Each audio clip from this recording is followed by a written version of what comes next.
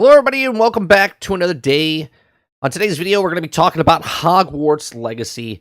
Now, Hogwarts Legacy is 1 week away and Potter fans are really excited. I mean, even regular people that are gamers are really excited about this. There's been lots of gameplay videos coming out since the content creators last week got their little early access or got flown out to LA and talked about the little bits and parts of the game. Now, I'm going to show you some of these videos, and I'll give you my thoughts. I will leave you a link to the other content creators' videos down below in the description. They're already there. Then I'll use the description down below. Now, before I get to the video, please make sure you share, like, and subscribe. We do these type of videos 4 days a week, Monday through Thursday, around 10 o'clock in the morning. So if you like that, please hit that share, like, and subscribe button. Helps out the channel dramatically by just hitting that like button. All right, so Hogwarts Legacy is shaping up to be one of the biggest games of the year in 2023. It's not even out yet, and it's probably going to be one of the best-selling games of year and also of recent years, in my opinion. I think it'll be up there along the lines of Cyberpunk, GTA 5, and with tens and millions of copies sold. A lot of people don't agree with me, but we'll see what happens in the last couple of weeks or the few early couple week numbers, and then also long term. Now, obviously, it all depends if the game is actually good or not, but the early access or the early reviews of people getting it are really impressed with it.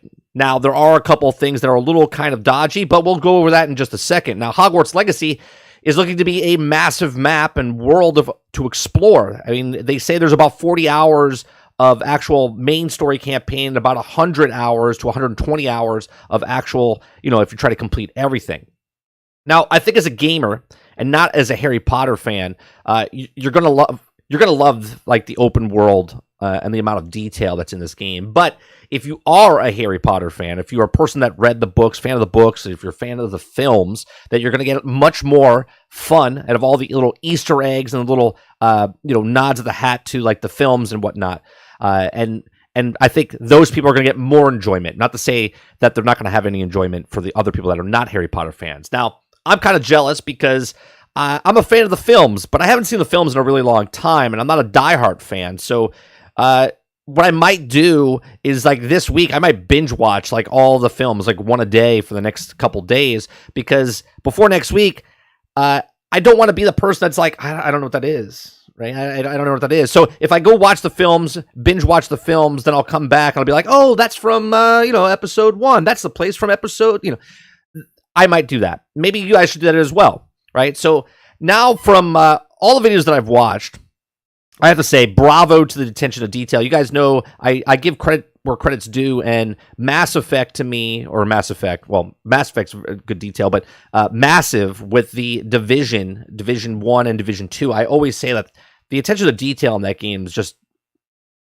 second to none, right? Same with a game like Star Wars, to grab that places that you've seen in films and whatnot, and Division, like an actual place like New York or Washington, D.C., the attention to detail is just immaculate. Now, obviously, there's other games out there that are not placed in an actual place or in films, and those are good details too, but those are just their open world places. When you're making your own world and you're not trying to make something that other people have already seen, there's a complete difference. So I'm going to kind of break down everything that I watched. Now, I watched a lot of videos over the last couple days, over the weekend, to try to piece together everything that I've noticed that we've seen and other things we haven't seen. So the character creator. Now, I'm going to go to Azric's channel here, and we're going to show you some of the cosmetics, or not the cosmetics, but the character customization as they go through it, because this is the best we've seen of it so far up to this point. So you can notice that it's not detailed like other games, like the Cyberpunk, like the other type of, even Black Desert Online.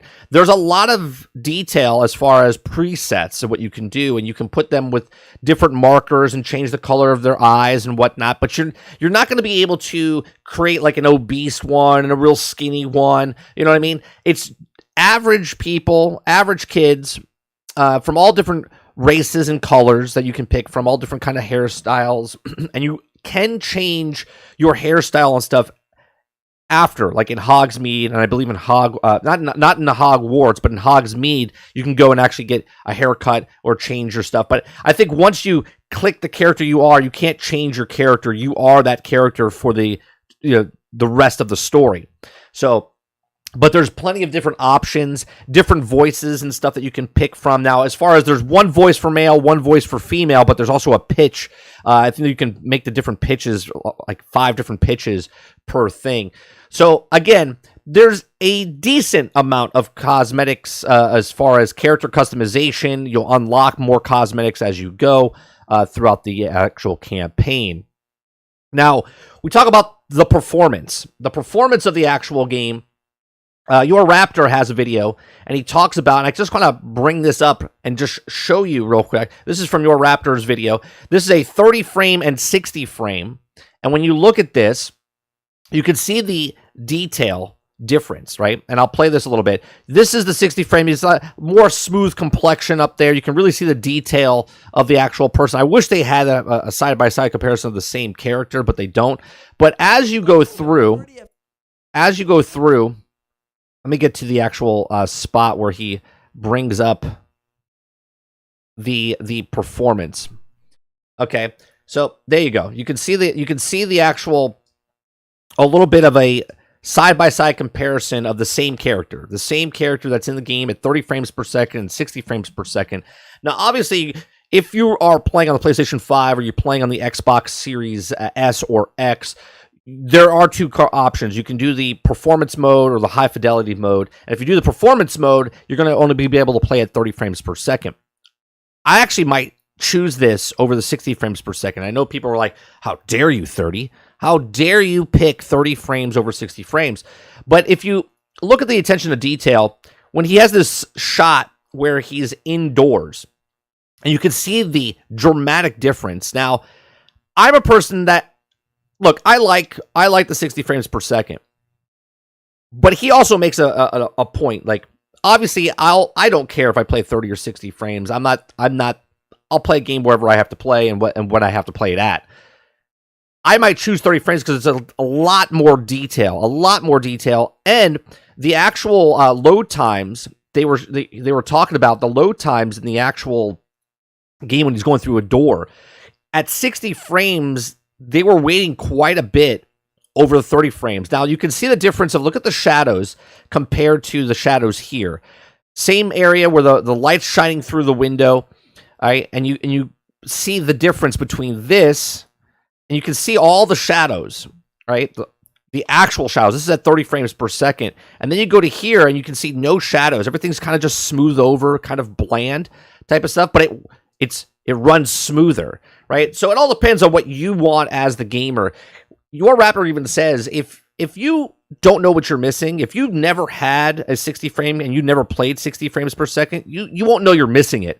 But if you have played 60 frames per second, you're going to notice a stark difference inside this, right? So there's a major difference between the actual, as you can tell, right? 60, 30, a lot more detail on the 30 frames and the 60 frames. So you know, each your own, wherever you want to play it. I think I might choose 30. We'll mess with it when it comes out. But I thought this was very interesting here. Also, another thing that I've noticed is that we haven't seen gameplay of a PC. Now, they got flown out, and the people that got to play it on the PlayStation 5. So we've seen footage from PlayStation, we've seen footage from Xbox in the past, but we have yet to see any kind of footage from PC, which could be a little worrisome. Because as you can tell, the doors, as they're loading in, let me go back there a second. You'll see a little spin wheel that goes there. As they're trying to open the door, there'll be a little wheel. Now, this is at the 30 frames, and it just opens up right away. There's another section of this video where he goes and the 60 frames, and when they try to click on a door, it sits there, and they were up there, I think he said between 12 and 20 seconds. It all depends on what the door's loading in and whatnot. So there is a difference. And again, I might go, you see the circle loading there, and then it opens. That's at the 60 frames. It could vary based on what you're going in. Not a big deal, but it's funny because as we play through games nowadays, the smallest load times. We're like, oh, why is it taking so long for the load times? But there's a difference between the different ones, right? So from that, inside the game, people are asking, is there a relationship type thing? And there are no relationships. Now, obviously, you can build a relationship, like a friendship, with your companions and whatnot. The more you play with them, the more you'll get to know them as you're playing. But there's no relationships like Mass Effect in any way, shape, or form. I mean, yeah, and this kind of makes sense because they're kids in high school, right? They're going to school. Now, obviously, kids in high school do have relationships, but you don't want those type of relationships, and it makes sense in a Harry Potter world. Even though Weasley and Hermione got together, Ron and Hermione got together, and they got married later in the films, that's not what this game is. So if you want a relationship, you're going to have to go in real life and get a relationship. So is this game going to be repetitive? I mean, I think it could be repetitive in a way that, like I said, it could be, but I think as you do certain things in this game, you're going to do enough differentiating. I look at this game as a Red Dead Redemption. I look at this game as a Witcher. I look at this game as a Grand Theft Auto. Obviously, it's not a modern day, but what I'm saying is the type of game it is, going around, obviously, if you steal a car in Grand Theft Auto and then steal another car, it could get repetitive. So it all depends on what type of gamer you are if you think this is going to get repetitive. I think there's going to be enough things to do in this game that it'll be repetitive, but you won't notice it being repetitive. Okay. It says... It says here, you look also getting different pieces of gear throughout. So as they were fighting, they were showing different footage of them. They were getting like gloves and hats and different things that you can get. So while you're just going out in the world, you do get gear to put on your character. There was a 55 gigabyte update just 2 days ago, I believe. And I was like, what is happening with this? So they added 55 gigs. Now, does this mean it's going to be a 100 gigs game? No, it's around 77 gigs. I believe, but 55 gig updates. So whatever they fixed or put in, it was at least on the Xbox. I don't know if it's coming to PlayStation shortly or if it already happened. Now, the games itself, there are games inside of Hogwarts. Now, obviously, we don't have Quidditch, okay? And you're looking at some from Expecto Go footage here, so make sure you go check out these guys' videos and get more information from the game. I grabbed all this information from all these different sources and trying to put it here for you in one video. So there are mini games in here, so you can play Summoner's Go, which he later on in this video, I believe, plays. Yeah, it's this one right here. This is called Summoner's Court. It's a little game. It's sort of like bocce ball, I guess you could say, or a table shuffleboard. Instead of throwing it away from you, you're trying to pull the balls towards you and try to get in the scoring area and knocking off other people off the board. So it's one of these games. There's other games in the game as well. So there are little puzzle games. And again, this reminds me of Red Dead Redemption. This reminds me of The Witcher. This reminds me of other games out there that do the same type of stuff. Now, there are lots of puzzles. Lots and lots of puzzles. So little puzzles that you have to try to figure out. Later in this video, he actually tries to figure it out by talking to somebody. There's this picture on the wall, and he has to go try to figure out what he can do. And there's like little events that you have to do to go try to find. There's little lock picks and stuff as well, little mini games. So there's lots of different puzzles and things that you can do, and they vary in difficulty. And they're not like God of War, where they're like, hey, maybe you should grab this off it. None of that. So you gotta try to figure it out. Now, you can change the difficulty in the game to make the puzzles easier. Now, it says here, I wonder if you can over-level or if there's stopping points. So what I mean by this is they're over-leveling because the game has seasons and days and whatnot as you're going through. If I level up, and let's say I don't want to continue the main story, can I just go out and fight people and get XP and then level up and be over-leveled by the time I'm going through the game? I'm not sure. I'm sure there might be a problem with that, but I don't think people will play like that because this is not like a looter, right? I think people will play by just playing and progressing through the story, but if you're a person that might not go on the main story, you might just go out in the open world and like fight guys or do the side quests first. You might get a little OP with XP and level up, and then when you do the main story, you might just blast through it. So just take that for what you want. There is swimming. in the game. People were worried that there was no swimming. They saw the water. They thought maybe it's going to be like other games where you jump in the water and you die or you don't interact with the water. So you do interact with the water. You can swim. There doesn't seem to be a diving mechanic to go under the water, but to say that maybe you can do that later on down the path. Maybe that's an upgrade trait or something. I don't know. I don't think there is, but could be. You can also jump. I know a lot of people were wondering if you could jump. Now, there are random events that happen in the game as well. Random events that are scripted. So as the kids are walking through, you might come around a corner and there might be a ghost messing with one of the kids. Or there might be two kids talking, or one might be breathing fire, or whatever. This will be interesting to see what happens, because I wonder if it's different times of the day things happen. Like in Red Dead Redemption and Grand Theft Auto, if you went out to the mountain up on top at midnight, you would see like a UFO, right? If you went to this house at this certain time, this would happen. I wonder if they took the beats from that, and then that's some stuff that's going to happen in the game, which would be pretty cool, because I would hate to come around the corner at the same time every day at noon, let's say, just perhaps, like you're doing something, and the next day you come out and the same event is happening. But we'll see what happens when the game comes out. Now, there's also the combat seems brutal, man. The combat, which I don't have footage of it right here, but the combat, for being it's a mature game, but you're like burning people, you can throw them off cliffs, you can do a whole bunch of stuff, and I was just like, wow, that's pretty brutal, which is pretty interesting.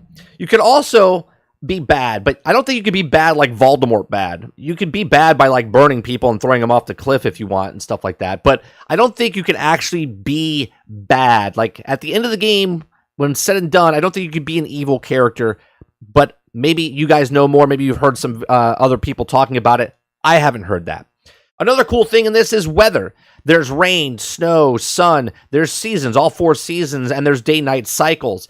Now, as far as the seasons go, the seasons are attached to the main story, and this is what I said months ago. I said the seasons will probably switch based on the main story. So if, let's say, there are 50 main quests, okay, and every, I would say 12 quests or 13 quests, and then once you're done with that 12th quest, the next 13th quest might change the season, and then 13 through whatever, and then it changes the season again, and so on and so forth. As far as day-night cycles, I'm not sure what happens if you sit here and, let's say I just want to stay up all day and explore all night and do the same thing over and over. I don't think days pass. There's a day-night cycle, but days are not passing. It's not like it's going to progress through the season if you stay up all through the night and whatnot. So take that what you want. Also, places from the books and films in Hogsmeade and Forbidden Forest. There's lots of different places in here from the books and from the films that you can actually explore now. The amount of things that you can find and explore as far as the Easter eggs and little things. This is what I was talking about when maybe you should go back and watch the movies. If you haven't watched the movies like I have in a couple of years, you might want to do a refresher course type of thing to try to figure it out. There's also, I don't know if he's going to do it here, but there's also a lock-picking a mini game in this, sort of like Skyrim or Oblivion or any other type of game that does this in the other RPGs. There is a lock-picking little game that you can actually do. You can also change your clothes. Lots of customization for clothing. Now, there are perks. You find let's say a cape, and it has the ability on it that's granted when you wear that piece of gear. Don't worry, because you can wear what you want. There's a transmog system. There's no microtransactions. They're not going to charge you anything for it. It's literally wear what you want, look as cool or as crappy as you want to, but the pieces of gear that you wear on you will have little abilities on there as well, so you can change your clothes at any time as well. There does seem to be a house point system with the game, so each of the houses have that point system like they do in the film, but I don't think you're going to have, like, you can put towards it, but I think it's set, by the end of the game, that who's going to win or lose based on what house you are or whatnot. But we'll see as we play through the game. Now, you do have traits and upgrades, and you can your appearance. So in your traits, you get talent points to upgrade. It does seem like you have like 50. There are 50 points total. Now, I don't know if you can get all 50 points to use and just level up your talent tree. Most likely you can. So, but you need to unlock them all right, to do certain things. There are interactive places across Hogwarts that you can actually like pick up a book or pick up a drink or pet a cat. There's interact with different people, so it makes the world feel alive. Now, you do have companions in this game. We know of 3 companions. I don't know if we have a 4th. We've seen one of each house except Ravenclaw. I don't think we've seen the Ravenclaw one, or at least I haven't seen the Ravenclaw one. So let me know in the comment section down below or in the comment section. There's also going to be multiple endings, which this is interesting. So the story branches out for each of the houses. So if you're Slytherin or Gryffindor or Hufflepuff or Ravenclaw, you're all going to have your own little bits and pieces of the story as you play through the game. And there are going to be multiple endings, but the ending at the same time, the story is the same, but just multiple endings for it. There's also other ways to get around the map. Besides walking and flying on your broomstick, there are also secret doorways that you can use and different places. So there's going to be, I don't think we've seen, I think we've seen just the surface, literally, of the map, and there's a lot of secrets that will be in this game. You're also able, like I said, pick locks with mini games, pick locks like Skyrim, Fallout, and RPG games. Playtime, they say, is about 40 hours, plus, it's 40 hours plus for your first playthrough, okay?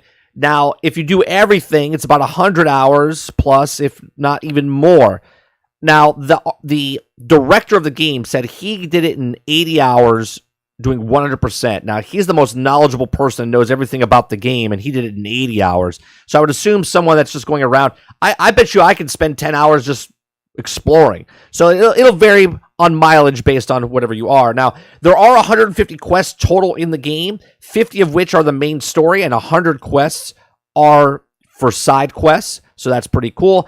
Now, the downside of this, some of the side quests that I've noticed when they were doing the side quests in this footage took maybe like 5 minutes, 10 minutes, all depending on what it was. So a lot of them are going to be smaller depending on, how fast you can figure them out and how fast you can do them yourself. Now, these are all the things that I've noticed in the videos that I've seen. If you like this, please make sure you share, like, and subscribe. We do these type of videos for different topics every single day, Monday through Thursday at 10 o'clock in the morning on the Daily Grind. And we have a live conversation with chat afterwards. So thanks for watching, and I'll see you guys on the next one. What's going on, chat? Let me see what you guys are saying. Lots of stuff here. It's going to take me a little bit to catch up here, but let me catch up regardless. Good morning. How's everyone doing? What's going on, Jesse Mack, Travis, Chief, Sarge, Big? How's everyone doing? Quest, what's going on? Grand Dirty Bear, what's going on, man? Nice to see you. Who else am I missing here? All right, so if Cyberpunk sold millions and it was crap, this game will do well and sells 3 million copies to start. What's going on, Bo? I'm in the same boat. I got to do that as well. Do it. Do it. That's right. Is this thing on? What's going on, Bear? WWE games will have the best customization I see. Let me pick up a different video here. Let me pick up... we'll do Azzacross's video playing in the background as we talk about this. Character creation and some pitch in the voice sounds like a robotic voice, what people who played 2 hours of Hogwarts Legacy. Yeah, I mean, it's still there. It's just one main character for man, one for female. So there's not too in-depth as far as the voice, but I don't think that's a big deal. I don't think that's a big deal as far as voice. He's talking about the broom thing here. He was talking about how you push down and you actually go down. It's reverted. They don't know. They didn't get to see the actual settings of the actual game, so they don't know if you can change it. I'm pretty sure you could, but it's not confirmed. So 30 frames per second. He is taller. Awesome. Travis says 30 for so long. People are just whining a little bitching these days. Yeah, I don't think there's a big deal. I mean, if you want to play 60 frames per second, play 60 frames per second. But I think the detail, especially for this, oh my God, it's Destiny. He was talking about how the sparrows, how it is to turn with the controller. Let's see here. I have to disagree with any game, no matter how much you love it. If it's 70 hours plus, it's going to be repetitive, and most open world games are. Have to disagree with what though? You saying it's repetitive, it's still subjective to you, Dave, right? Someone that plays a game like Battlefield, okay, could play that game over and over and over and over and never be repetitive for them because they just don't care. Okay. Someone that notices it being repetitive, that's a problem for that particular person, right? So sure, is a game that you play 70 hours repetitive? 100%. But that's why I said if it feels like it gets repetitive, right? If you start to feel that repetitive, you've seen the person behind the curtain. You've seen the Wizard of Oz behind the curtain, and they get to be repetitive for you. But a lot of people don't see that. They can play that game over and over and over. Just like someone that likes chess, right, can play the game over and over. Let's see here. A long time ago, I don't remember Izuka too well. You guys are having a little conversation there.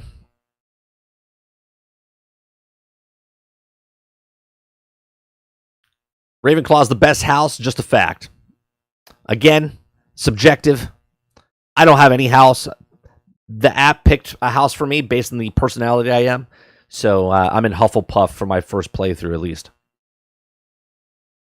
Travis says, once I get my hippogriff, I'll be flying and being like, yep, I've got an RX hippogriff.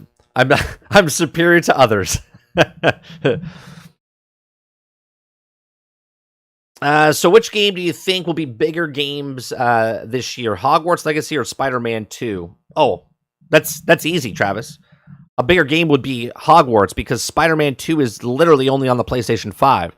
So even if they go on to sell 10 million copies, that's only on one platform, where Hogwarts Legacy is for 7 platforms. I would hope, especially since Spider-Man's only on PlayStation 5, so I would hope that Hogwarts Legacy has a bigger sales than Spider-Man 2, just on fact of how many people can play it. Because that would be ridiculous.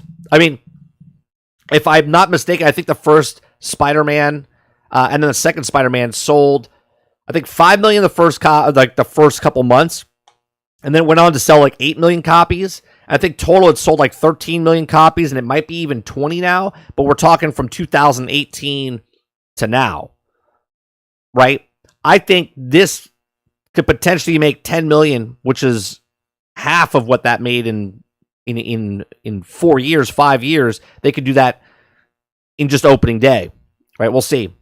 I keep forgetting the other platforms. I keep thinking PlayStation exclusives the whole game, but it's only in the shop. Yeah. So there's a whole little market.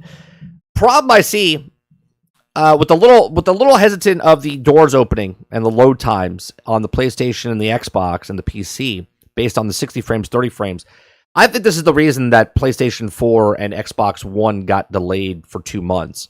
I think there's going to be, you're going to sit there. It's almost going to be like this. Are you ready? In Marvel's Avengers, when you're in the elevators, when you're playing on the new systems and someone's in that old system, your elevator ride's longer.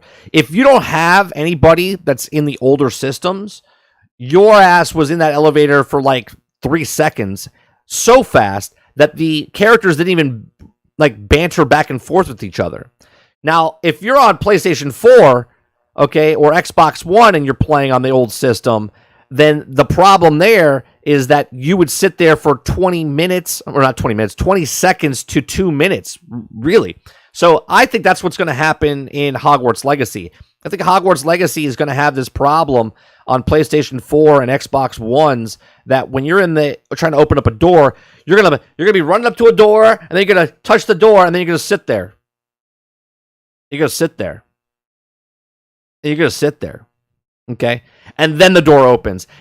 There's going to be a lot of problems with the PlayStation 4 and Xbox One, and I think they wanted to separate those two because they can't fix it. That's just what it is. The old systems are not going to be able to run like these new systems, so they got to separate them as much as possible, and 2 months was that gap to go, you know what?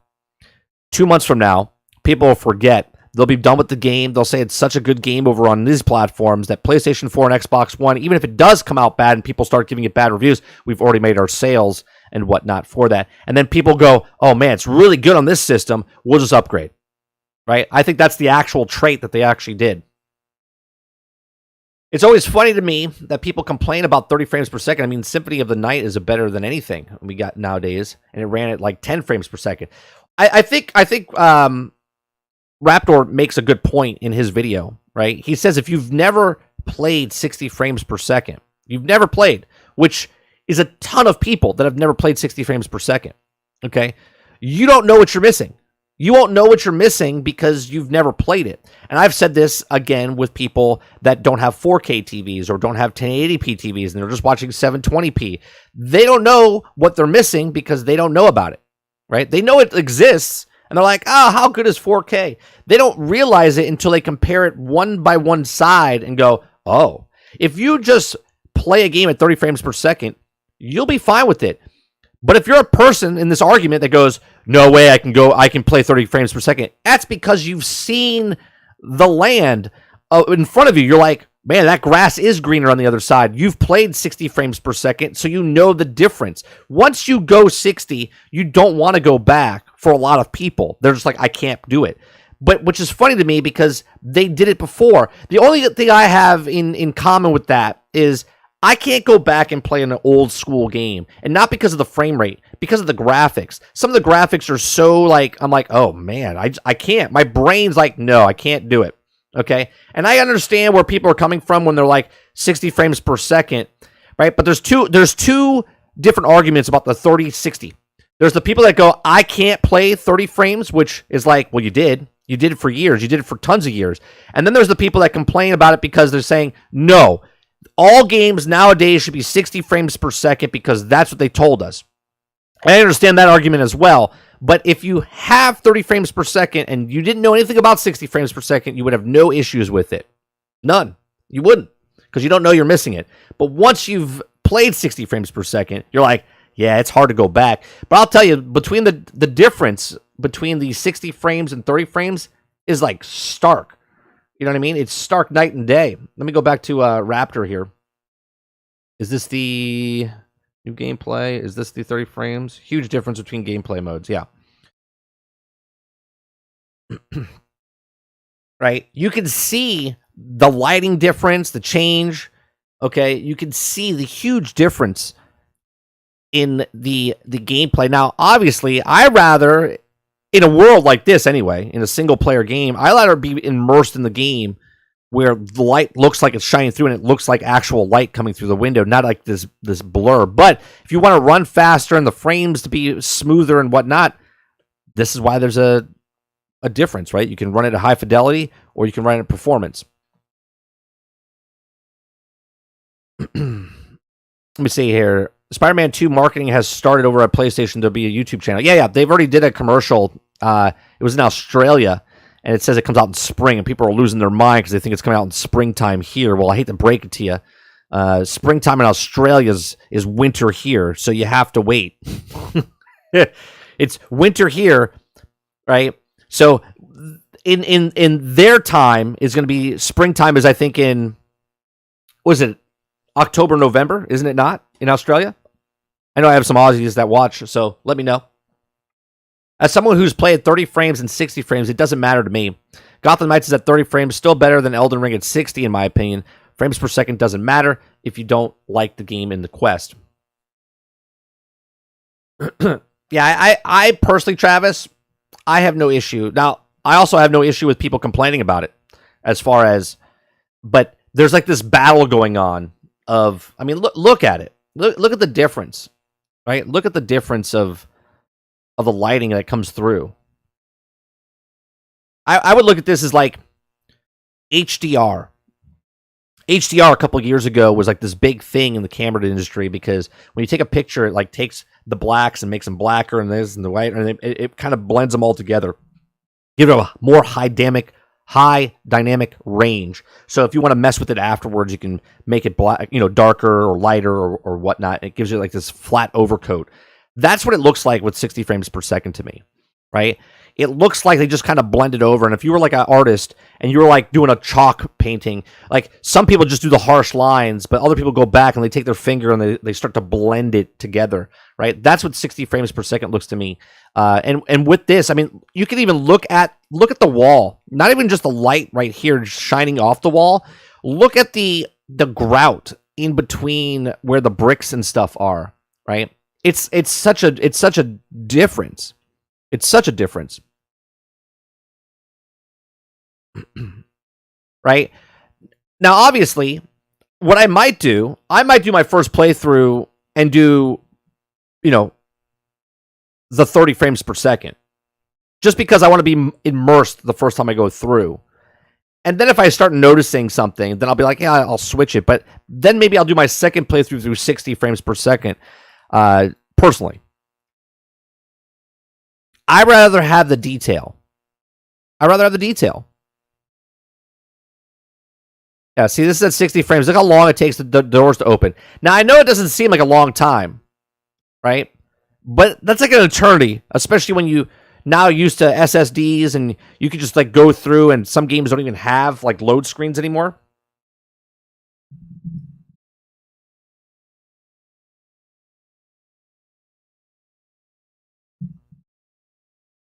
Let me see here. Yeah, their spring is our winter. Yeah. Yeah. Well, no. Well, yeah, their spring is our winter. So it's spring release or our fall, something like that. It's fall for us. Their spring is our fall. Sorry, not winter. Their spring is our fall. And that's when Spider-Man's coming out.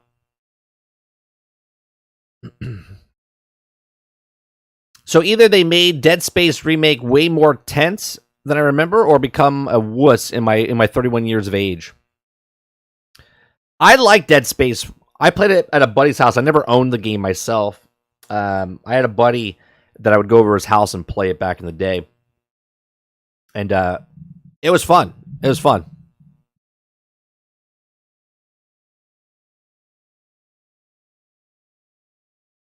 Sarge, you Ravenclaw?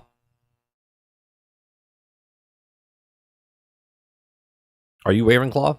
Did you do the app yet, Sarge, or no? You didn't do it.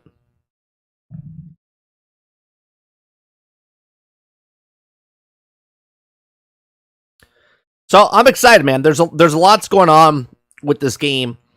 And you can see that, like I said, the stark difference between the 30 frames and 60 frames as far as detail on the faces. Mo's Ravenclaw. I mean, look at the difference of the faces, right? It almost has like this. It'll run better. But it almost has like this Vaseline, like over everything, right? It looks very smooth on the facial details and stuff, right? Look, you could literally see the freckles on her. This looks much more smoother.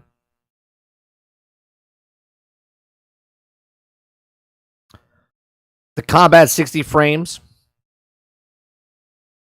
Look at that. Look at all the particle effects, man. Those look good though.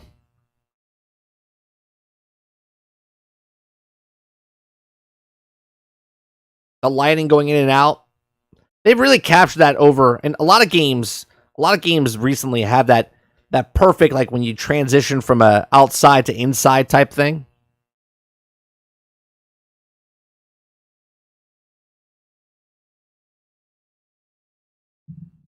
I'll try not to look down on the despite being part of the Hufflewusses. I don't get mad about people being in different houses because it's all a trait. It's a picked on a trait, right? So obviously, whatever house you're in, Travis, that means you're just an evil person. You're just an asshole. Because I personally don't care what house you're in.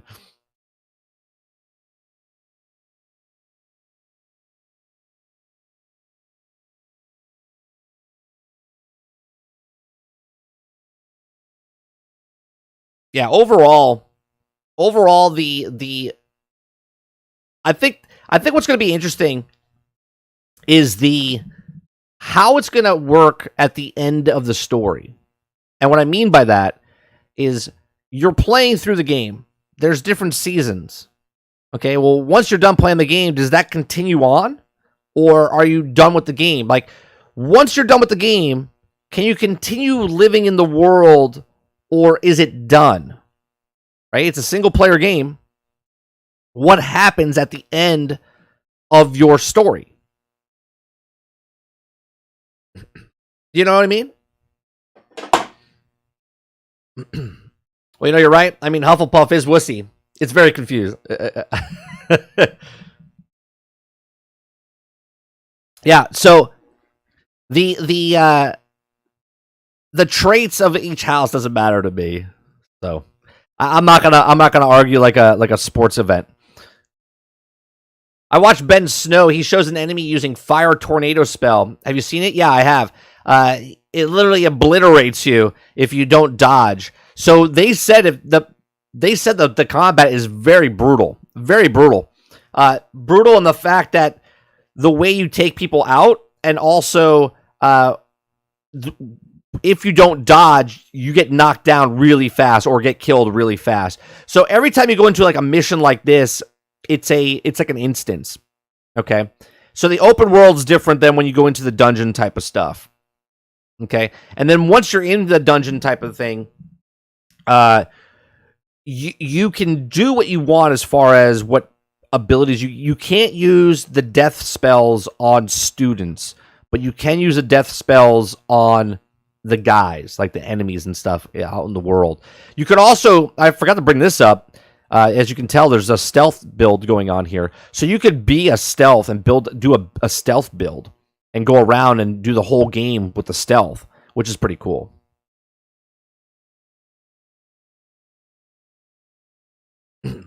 Ain't no way a 15-year-old taking a hatchet hit to the body and not crying about it. Yeah. It's a game with wizards and witches, so you gotta pull that out, Source, right? Or Sauce.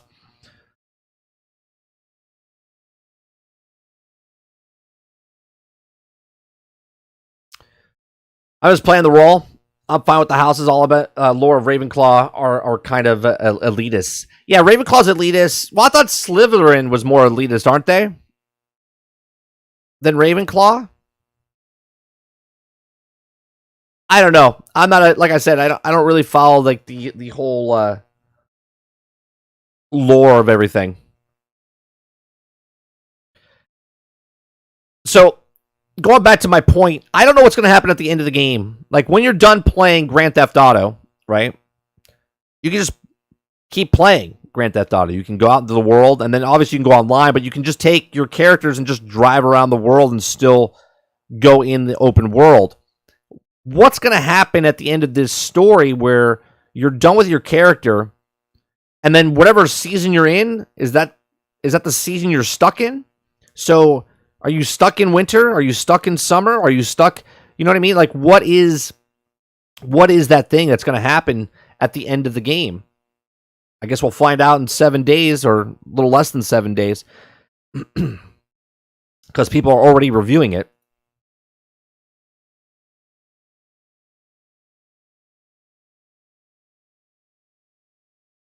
Let me see. Does he have as a cross? I think is combat tips, combat.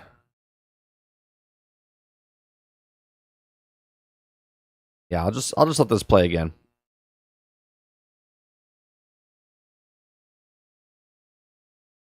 What's going on, Krebsy? YouTube's done messed up with the mobile app again. What do they do now, Krebsy?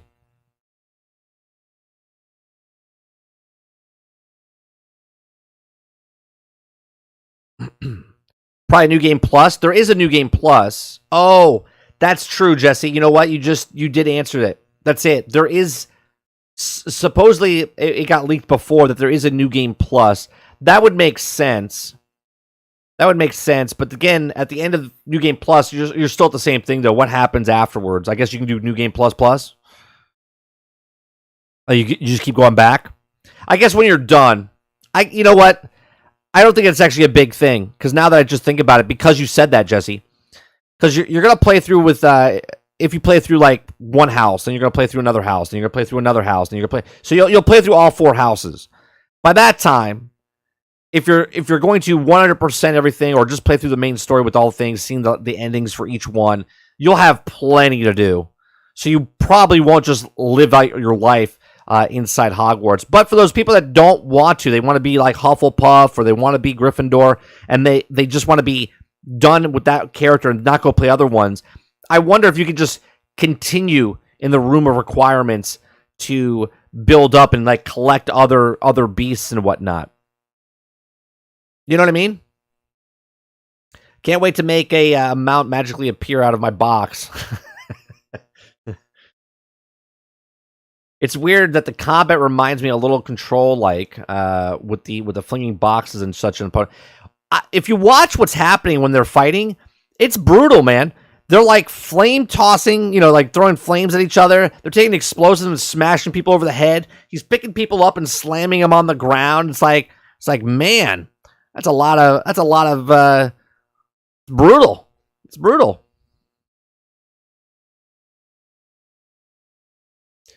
The text field is bugged. You type much and the text goes into a chat, and then you can go back, edit. You can, without deleting everything. It's just it's a big deal. Just a little irritating. Gotcha. I'm a fellow Hufflepuff. Well, welcome, Bill.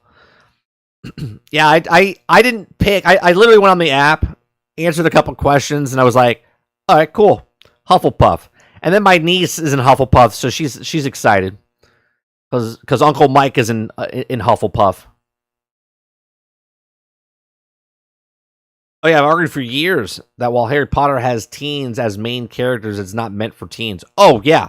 It's a really dark story. Even the Travis, I don't know if you've ever been to Harry Potter World in Universal Studios.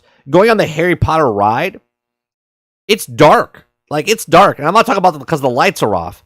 I'm talking about like all of a sudden there's like spiders coming down from the thing, and they have the souls guys coming at you. I don't know what they're called. Sorry, I'm not a Harry Potter fan. But like they're coming at you, and kids are screaming. Even like little kids for other little events that we go to, like inside of like Universal Studios when they do stuff. Little kids are freaking out over some stuff. Hogwarts Legacy added the Hulk Smashdown animation. Nice. Yeah, he just picks him up and just starts to slam him all over the ground. He does. There's a video that's just, I'm telling you, man, the combat they say is actually pretty in depth. Like it's hard. It's not like a cakewalk when you're doing. There's lots going on. The enemies like circle you and like surround you. They counter you. They try to. And I noticed this, a lot of people you could tell weren't watching or paying attention, because a lot of people that I was watching, they didn't know that the circle above your head that we knew back in, November, would pop up above your head. And I made a video and I said the smaller it gets, that's when it's about to, you're about to get hit. They're just realizing that. They're like, oh, they didn't tell us that. I was like, they did. They did. The mentors. That's it.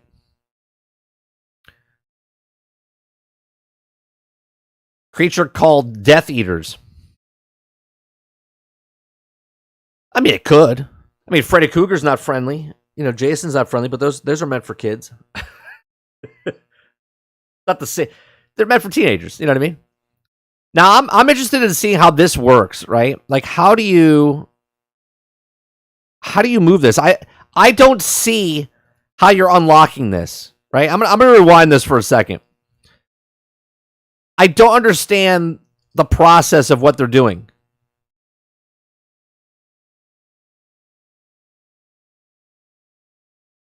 I don't understand it.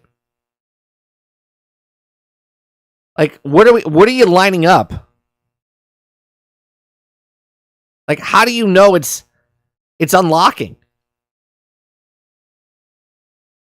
Am I being ridiculous? I don't know what's locking or unlocking here. Like, I don't see the things that are. It shifts there for a quick second, but like, what's lined up? How do you know? Use LR and move the spark and rotate the dials until both corresponding gears are activated to release the unlock. Oh, so it just moves until.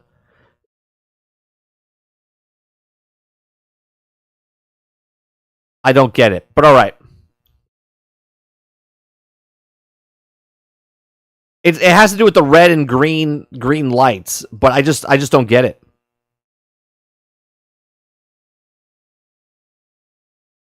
You got to move it. And all of a sudden, red was in there. Then you're moving the green, and the green just gets warped over there. Like, to me, Skyrim's lockpicking system where it like shakes, or the Fallout where it shakes, it's like the best one to me. Isn't there a spell for lockpicks? Yeah, that's what he's using. But your abilities are changed based on your traits also, Sarge. So there's certain picks that you can't unlock because your knowledge of that lockpick is not known yet. So you have to like level up your trait in lockpicking because there's like level 2, level 3, level 4 type stuff. Do we think the Chamber of Secrets is in the game? There's rumors that it is, Krebsy. There's rumors that it is. Jesse Mack, there is already Easter eggs of the giant squid. One, there was a picture of it in the art book. Two, in one of the screenshots that someone grabbed, you can see a dark creature underneath the water. Now, obviously, we don't know if it's the squid. They also make multiple hints that don't tap on the glass in the Slytherin in a common room multiple times. So I don't know. I'm assuming that the giant squid's in it. I had to smack a friend yesterday because of this game. What do you mean you had to smack a friend? I heard it's from the Potter Collector. What do you mean, Bill Prime?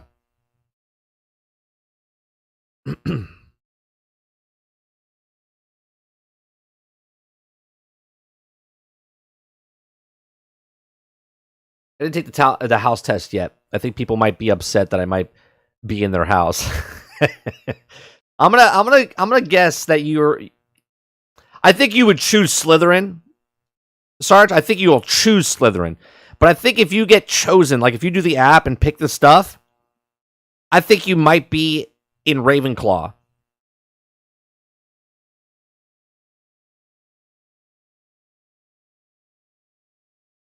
Oh, okay, I got you. The Chamber of Secrets. Gotcha. I can't wait for it to having really seen much of Harry Potter stuff, but figured with it being way before, it'll be all right to just looks fun.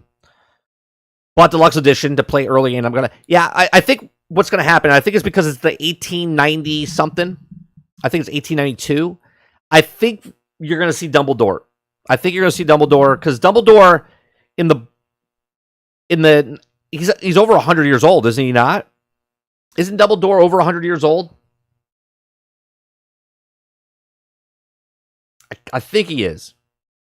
Again, I'm not a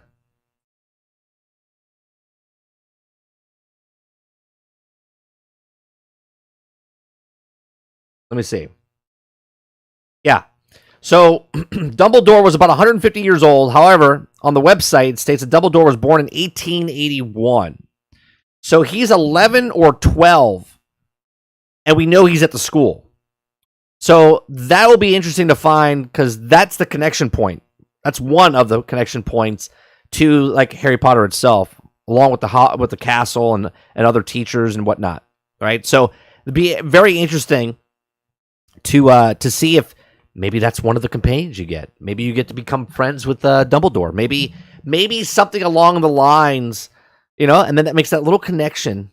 Makes that little connection with you and the movies.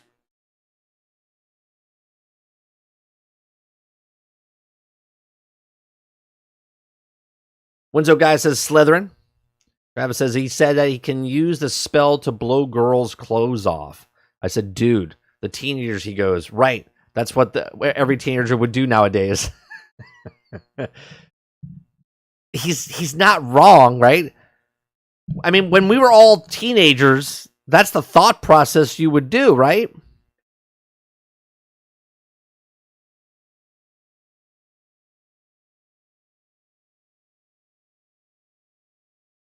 I just told you when it's set.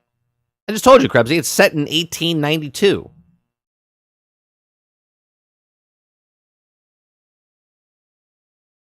Hence why I said Dumbledore will be at the school. He'll be 11 and 12 years old.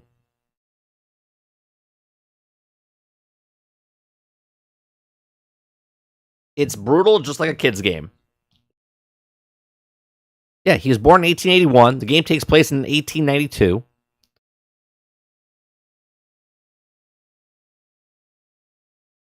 I need an Avengers Academy or Jedi Academy that plays like this. And hell yes, that would be pretty interesting.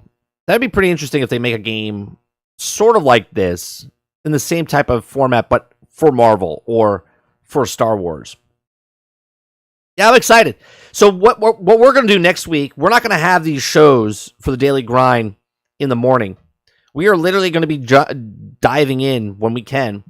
As soon as it comes out, we're going to be taking our 2 hours. I might go even earlier. I might start at 9 and go from 9 to 12 and just play Hogwarts because there's so many hours to do. And if I do Let's Plays in the evening, I'm only going to be able to do 3, 6, 9 hours a week. So I need to do a lot more. So we're gonna do for at least the first week anyway.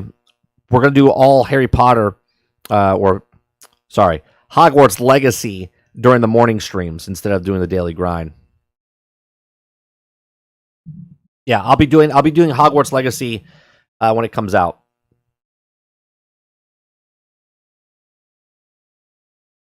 Let's see what you guys are saying here. And with how many hours they said around, always find it with me. That's never the case. I always takes me longer. Oh yeah, well, like I said, guy, I was like, I could literally just walk around the castle for 10 hours. Because I'm a person that likes to look in nooks and crannies and try to figure out certain things. That's what I like. Obviously, I'll do the story. And I'll do the side missions. I'll try to do 100% completion.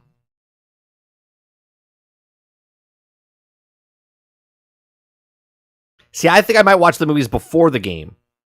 I think I might watch the movies this week. I might binge watch the movies again. Just so I can see those little things like, oh, that's from the first movie. Oh, that's from the second movie. Oh, that's from the fifth movie. I wonder if I can call Dumbledore. I think he's just going to be a kid. I think you come across him.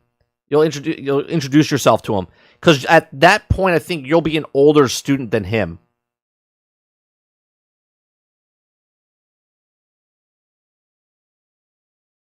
Do I want to hear something weird about Hogwarts Legacy game? Sure. My theory of Hogwarts Legacy, you'll leave Hogwarts before Dumbledore gets into Hogwarts. Just my theory. Well, when do kids start? You're a fifth year. What age do they start?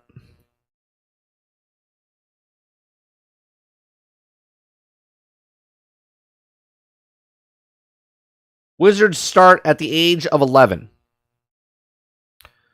So, if they start at the age of 11, and he's born in 1881, and then the game takes place in 1892, that is 11 years. So, you might be right. He might come in at the end of the game when you, like, perhaps at the end of the game, you do what you do, and then all of a sudden he comes in. I don't know. He might already be there, though. He might be a first year, and you're a fifth year.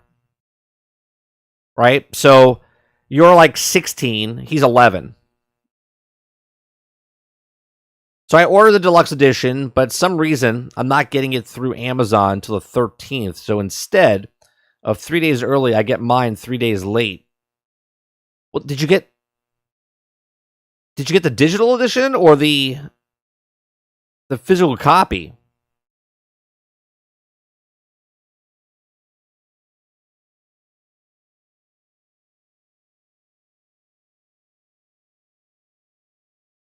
September 1st of 1890. Dumbledore is 1882. Not old enough to be in school. I'm pretty sure Hogwarts Legacy takes place. Pretty sure.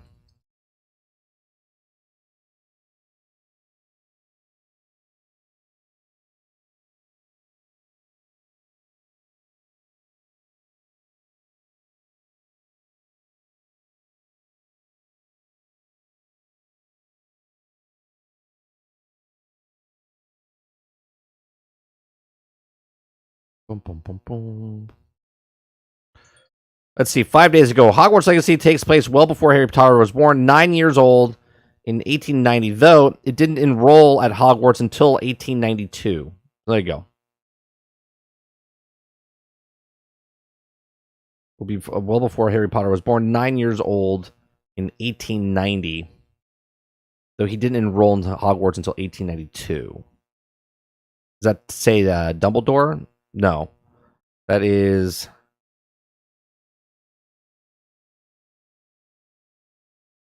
Hogwarts Legacy may be set about 100 years before Harry Potter. This Hogwarts Legacy start of school year, though it's unclear whether the paper came out the same day as the scene in the trailer, given Harry Potter was born in 1980. This means Hogwarts Legacy likely unfolds about 100 years before the main series. It's set to the tail end of the 19th century. Hogwarts Legacy could have a possible tie-in to the Fantastic Beasts, where to find them, which also primarily unfolds in New York City just a few decades later in the 1920s. Could have sworn I saw something that said 1892. I don't know if it's from one of the devs.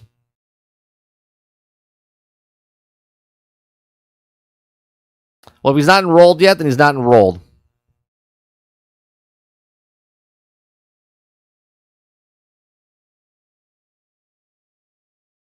Time period, when does it take place?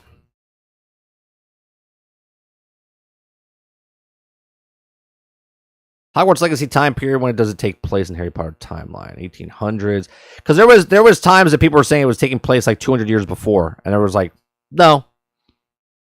There is a better chance that you'll see Dumbledore as a student of Hogwarts since he attends the school in 1892.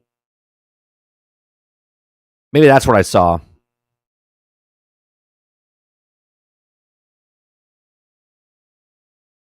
Well, who's to say? We don't know what that newspaper, it's in a cutscene, but who knows? It's a flashback or something like that. We know what's going on.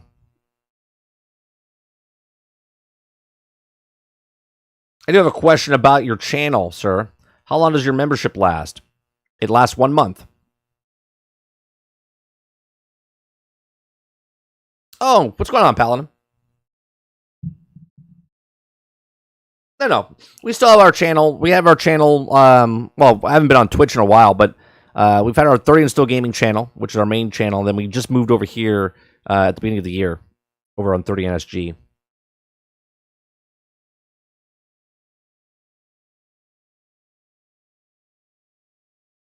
Yeah, it takes place just the first year. I know a lot of people were speculating, Jesse, that they're like, oh, well, maybe you'll go through 5, 6, and 7. I was like, I don't think they'll do that.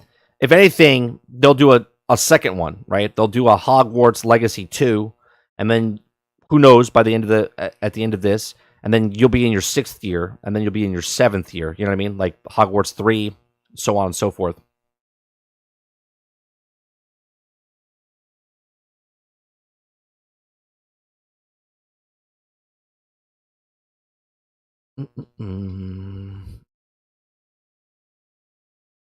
I wouldn't say the best YouTuber. I'm just a YouTuber, but I appreciate it.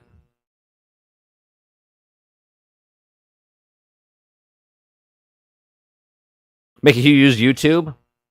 Sorry, I find it to be a better platform. I can't stand Twitch. Twitch has changed from when we first started on it years and years and years ago to what it is now. It's unwatchable. I can't even tell you the last time I went to Twitch.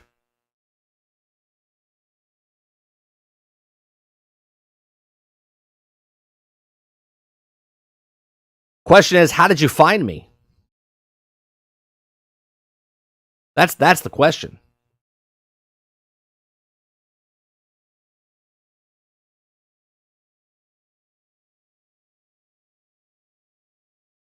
It's almost unplayable. Like I can't play it. I can't watch. When I say play, I just can't even hit play to watch someone. It's just constant. I gotta watch like a minute and a half worth of ads, and then you're there for like 10 minutes, and then they run ads again. And I'm just like, yeah, no, sorry. If I want to go watch that many commercials, I'll pay for regular cable again.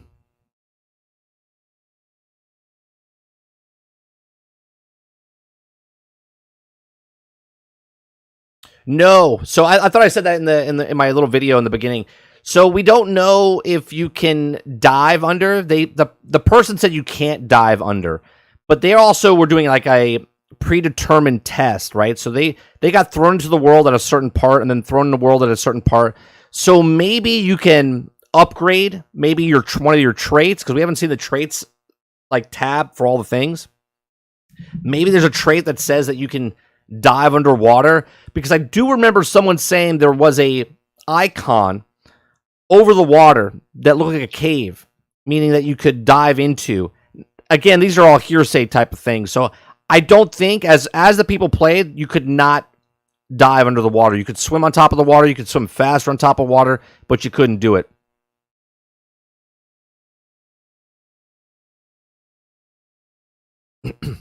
But seriously, I just Googled 30 and still gaming. Well, yeah, if you did that, then you'll find me. If you did that, you'll find me. Hope the game doesn't have cards. It has well, they're cards, but they're in a let me see if I could find it for you. The traits are just the traits. It's not like it's where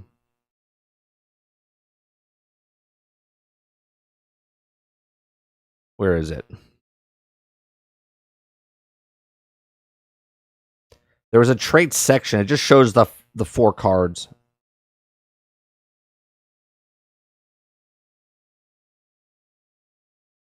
I guess I'll just look it up.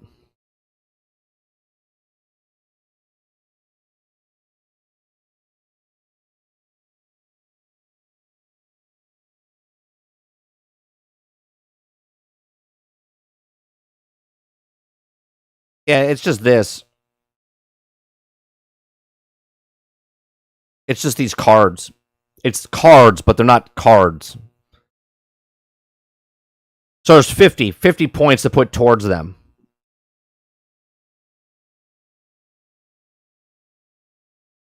Real question is, what do you think of today's reviewers, and what impact do you think they will have on Hogwarts, even if it's a great game? What do you mean, though, Mo? As far as there's a lot of people out there, mainstream media, throwing shade at games now because of things that happen in real life, not just for what the game is. Is that what you're saying? So, like, people are doing reviews based on non-reviews of the game type of thing? You could download it right now, Bill.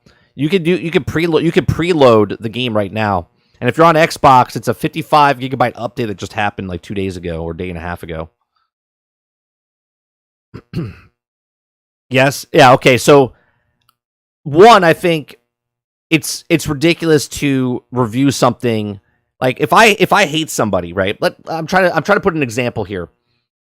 Right? All right, Mo, let's say you're cooking something. Me and you got in a fight, and I am just mad at you, okay? But you cook something, okay? And your food is delicious, okay? Mo likes to cook, and he puts his pictures of the food and stuff on our Discord. So he cooks something, and I'm eating it. Now, if I like your food, as a reviewer, I would have to stand by what the food is, right? You know what I mean? Like, what the food is. I can't be like, well, the steak is dry, even though it's not, because I don't like you, right? Because we got in a little tissy with each other. You know what I mean? I'll be like, man, I'm mad at Mo, but god damn, the steak is good, right? Do you see what I'm saying? And the problem with mainstream media and stuff now is that I read a whole article this morning about how the game is too evil, right? And how it's teaching kids to be evil. And I'm like, are you seriously taking what Harry Potter is? And if you watched or read the books, you would know that it's not a kid-friendly book. It's just a really cool story for kids at a certain age. And it starts to mold their minds or whatnot, right? And people are like, well, this is bad because of this, so this game is bad. And it's like, why don't you just review it for what it is, instead of reviewing what the person was that had nothing to do with the actual game, right? Because now you're playing 7 Degrees to Kevin Bacon, right? People are hating on because of the author of the books and the movies, which she had nothing to do with the movies either. It was just adapted from the books, and she made money because of it, right? And now they're making a game based off the films and the books, and it's completely standalone. She has nothing to do with the game, and yet people want to boycott the game and review the game in a bad way or bad light because they don't agree with what someone's opinions are, which is just mind-boggling to me.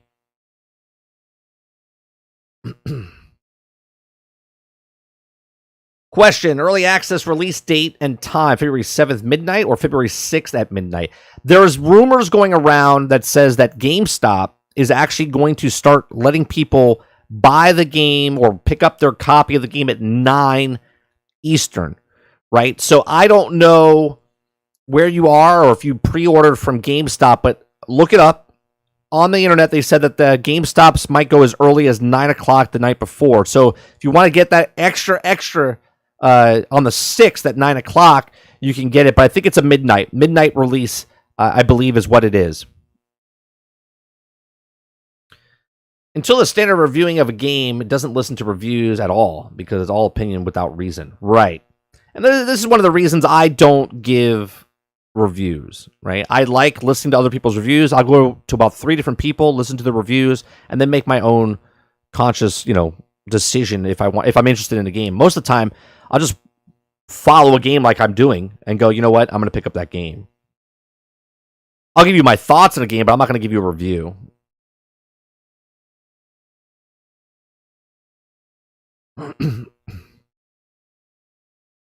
Let's see. I had all figures, but when someone offered me a ridiculous amount of money, I sold them. And then the best figures I've ever seen. For which one, Sarge? I'm sorry, I missed your... You're talking to somebody else, right, I guess. A game journalist called Atomic Heart evil and said boycott it because it made by a Russian developer. Guys are so stupid that they also would say Jewish bankers are supporting Nazi soldiers despite...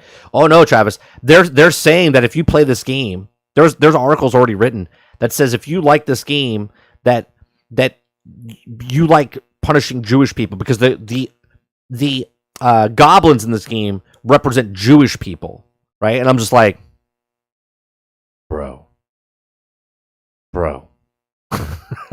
It's so ridiculous.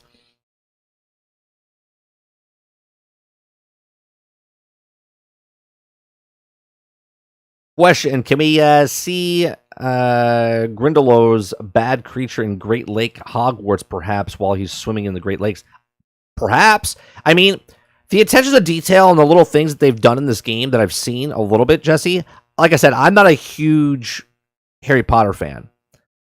But some of the Easter eggs that I saw, I was like, oh, that's pretty cool. Right? So who knows the attention to detail they will go into to put into the game.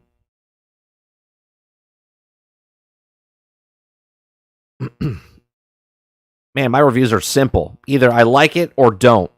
Well, I think Travis, when people are looking for reviews, they're looking to, for instance, if you like story of a game and someone says that the story is really good, but the gameplay is bad, but the sound quality is good, right? Like if you want to do it simplistic, like if a good review is the story good or bad? It's good. Is the good controls of the gameplay good or bad? It's bad. Is the sound quality good or bad? It's good, right? If the goods outweigh the bad, then you'd be like, oh, that's a good review. But people don't review stuff like this anymore. They review stuff in a way of, well, because of this is in the game, then they're saying that these people are Nazis or you're misogynistic, and if you like this game, you're sexist or racist. And it's like, okay, can we go back to what the review was? Is the writing good? Is the controls good? Right? Like that's it. Maybe I should do that, right? Maybe I should make a review and it's just yes or no review. Is the story good? Yes. Is the sound good? No. Is the controls good? Yes. Right? That's it. It's just a yes or no. My final thing is 3 yeses and 2 nos. Pick up the game. But people like to know a little bit more about it. That's why they go into more of in depth.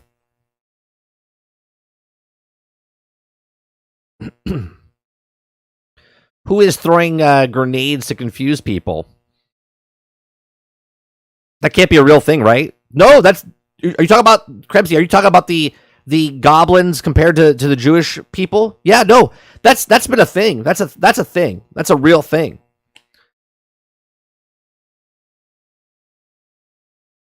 Oh yeah, that's one of the first systems we owned. Bill, Atari 2600.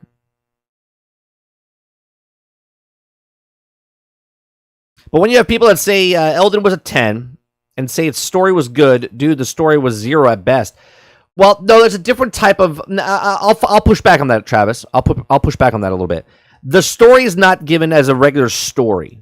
Okay, it's given through story of the pieces of gear, little bits and pieces there. So it's not a straight up story like you would pick up a book. It's different. It would almost be like Memento, the movie Memento, was done backwards.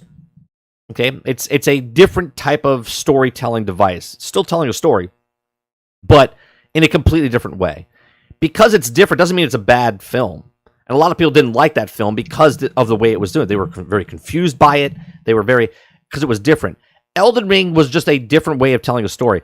Destiny did this when they first came out with their looter. Like, most of the content wasn't in the game. It was in a third-party site, and it was on the actual, like, Grimoire cards. That was where the story was. Now it's a completely different thing. So to say that there was no story, you just don't like the way the story was given to you, which is fine. And you can say the story was crap, and you can say the story wasn't good, but there was story there. So the people that found the story and did the story and liked the way it was given, it's good for them. For how long the goblins a Jewish thing isn't proven? Why is it? Yeah, no, it is.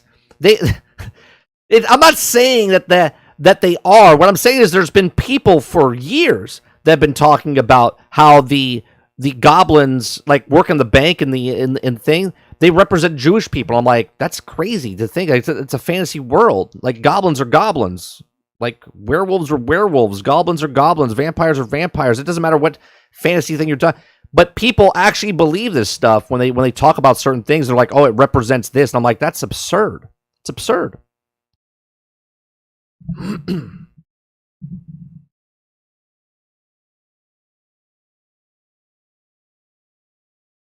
You know what's nice? Peeps being hyped for a game, just like the kids were when they finally got the Star Wars game, and that was awesome. It's nice to see Potter kids get their game. Yeah, I think the game overall, I think it's a win, not only for Potter fans, Sarge. I think it's a win. I think the game like this could go make ripples in the water in the gaming industry, and people can look at it and go, big IP that are fans of this series get this game.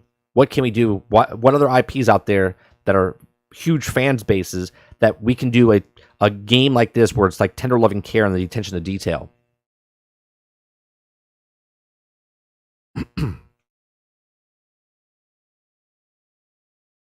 It's probably something to do with the Jews, but you got to remember, Rowling was raised Catholic, and they hate Jews.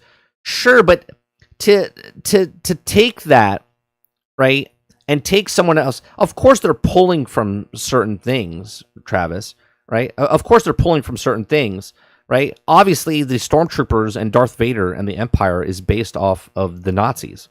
Okay, but you don't see people banging on that drum saying that Stormtroopers are Nazis. Obviously, they were pulled by that, by the experience of when Lucas was writing Star Wars. That was a bad thing. And he was pulling from like World War II movies, right? So yeah. But you can't say, well, if you like Star Wars and you like the Empire, you're a Nazi lover, because that's not what they are. They're a completely standalone, separate entity in a galaxy far, far away telling a story, and the Empire has stormtroopers, right? You see what I'm saying? So for people to take real world things and then put them on a fantasy thing to stir up stuff is just absurd. They're saying goblins in the game are Jewish because of the goblins' nonsense at large, which I don't understand. Yeah. But don't you know if Rowling meant to be Jews? Then obviously so did the game developer, because they are the same bloody person. But it's not even that. it's not even that. Even if she wrote the book, she's still pulling from things, right? Writers are pulling from knowledge and experiences of stuff. And it's not a one-to-one, it's never a one-to-one thing, right? You see what I'm saying? Like, a painter paints because of the inspiration they have. If the inspiration comes and they draw something on the thing, and then someone looks at it and goes, "Oh my God, that's a terrible thing," but it's like, it's still art. It's someone that just pulled something that their brain, they got inspired by, or disturbed, or whatever. They're pulling from their own. This is why screenwriting now is in shambles, because the writers don't know how to write, right? People don't have to paint anymore because they have AIs painting for them and whatnot, right? Like, there's a big, huge chunk of things that are missing. People that are creative create because they're inspired by things. They take things that they've learned or seen, and that's what it is. Just because you do something doesn't mean you believe in that one thing 100% of the time. Getting ready for more people now pre-ordering Hogwarts Legacy of boycott who says that the Jews thing. Timeless, no problem. Exactly like the X-Men came out in the 60s. Everyone thought it was about segregation and the whites versus blacks. Stan Lee was like, never wanted to be, it's just actually about, right. It's just a thing. It's just a thing that they pull from.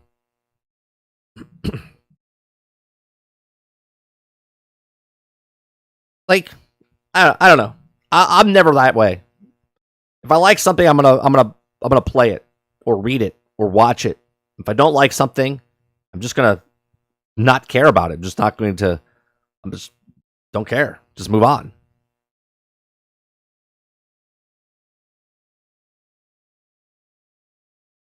Yeah, the boycotting is just dumb. Boycott. I don't want to say boycotts never work, because they do. But when certain people look at certain boycotts, they're like, "Really? This is why you're boycotting something?" Oh, absolutely. Bear Cox. The Hogwarts is going to be a fantastic game. Even if let's just even say this. Even if it's not a fantastic game, it's going to be a fantastic game for the people that like Harry Potter, or the lore of Harry Potter, or the realm of Harry Potter. I think it's even going to be a great game for people that don't know anything about Harry Potter, okay? And that the game itself is just going to be a good RPG. I think it's going to be a good RPG, just like Red Dead Redemption and Skyrim and Fallout and Witcher and all those games, right? I think people are going to enjoy the game regardless. Stan's whole point with the X-Men was about Disparable versus Understandable, a.k.a. Nazis and Jews, since they were Jewish, and he saw that it was a huge issue. Sure, but again, that's inspired by. It's inspired by. You see what I'm saying? It's not a one-to-one thing if someone does something and puts it in a book that they're haters or lovers or whatnot. 2023 Game of the Year contenders: Hogwarts Legacy, Spider-Man 2, Final Fantasy 16, Zelda, Diablo 4, if it isn't delayed, with the surprise indie for this year's Stray. I think you might see, Krebsy, I'm in the midst of playing it right now. I don't know. I'm not done with it yet. But Hi-Fi Rush might be in the contention of Game of the Year. It's a pretty good game. I've only played about 4 hours of it as of right now. But I'll let you know when I'm done with the game. But it's a pretty good game.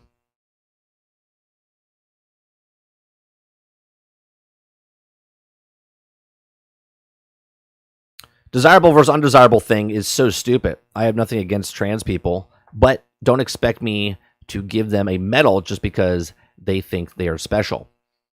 I don't think it has to do with being special. See, the problem is, I know lots of gay people. I know a few trans people, and they're not even okay what the small group of people is speaking out for the group of them. Do you know what I mean? Like Twitter, if Twitter was gone, you wouldn't even hear about half of this shit, right? Twitter has given a voice to people that had no voice whatsoever. And then the mainstream media outlets, news places take the small little segment, right? Because if watch the next time someone brings up a problem and they quote a Twitter people are upset. And you go to that Twitter account and you look at how many followers they have and then how many views they got. They got nothing. But because that it's got keywords in it and whatnot, the news publications like run with it and they run news articles and do all this stuff to make it bigger and larger than what it is. It's really nothing. It's literally like a speed bump, right? And it's extremely stupid, but we all fall for it. Hook, line, and sinker. Okay? Hook, line, and sinker.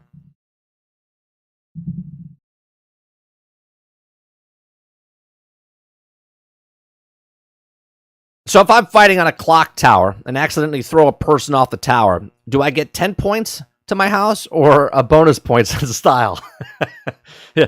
Crazy the points to each house. I think that's going to be a set thing. I know you're making a joke and whatnot, but what I'm saying, I think the points in the game are preset, right? I would assume they are. Like if I'm in Slytherin, by the end of the game, Slytherin will win.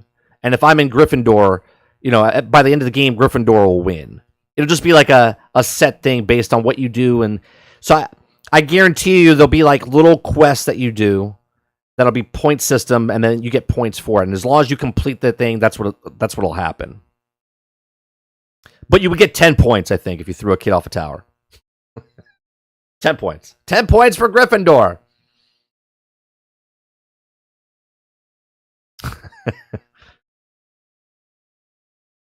Who's to say? You are a wizard, Potter. Number 30, Disney Star Wars Force Awakens, the First Order was talking at their base. First Order did what Nazis come in Disney. Little kids are watching the scene of the spy. Shameful. Yeah. Well, if you watch Disney, if you watch those movies, I'm sorry. I watched them and I'm sorry about it. But if you watch those films, you're Nazi lovers because you watched episode 7.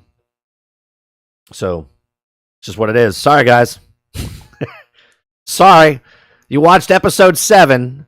They had Nazis in it, or things that represented Nazis. So you are a Nazi lover.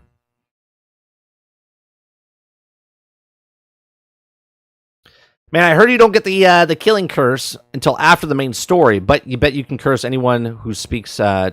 Well, here's the thing, Bearcox. I think you do get it early because some people said that you can use the curse, but you can't use it on kids. Like you can't use it on the skirmishes or stuff like that. You can't just go around like murdering other students, but you can use the curses and stuff inside against the bad guys per se.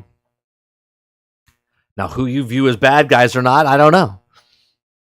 Maybe you'll role play and think everyone in Hogwarts is a bully, and maybe you can kill them. I don't know. Raises the bigger point. Should kids even be watching Disney anymore? That's not my... I don't know. I'm not going to bring up... I'm not going to go more in depth into this conversation, Travis.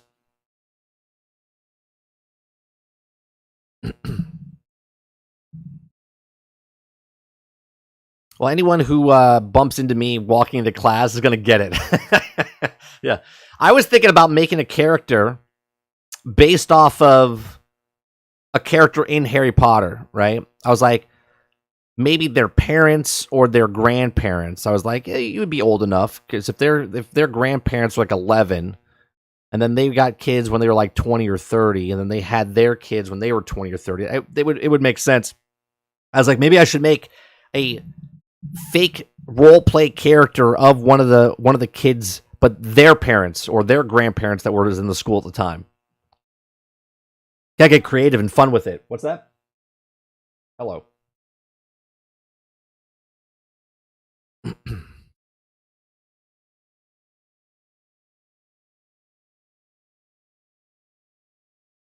I have no thoughts on Resident Evil. I haven't played a Resident Evil since GameCube. So I don't know if it'll be. Is it a remake? I don't even follow it. Is it a remake or is it just a like? Is it a reboot or a remake? Are they just going back and doing whatever, or are they just recreating the same game again?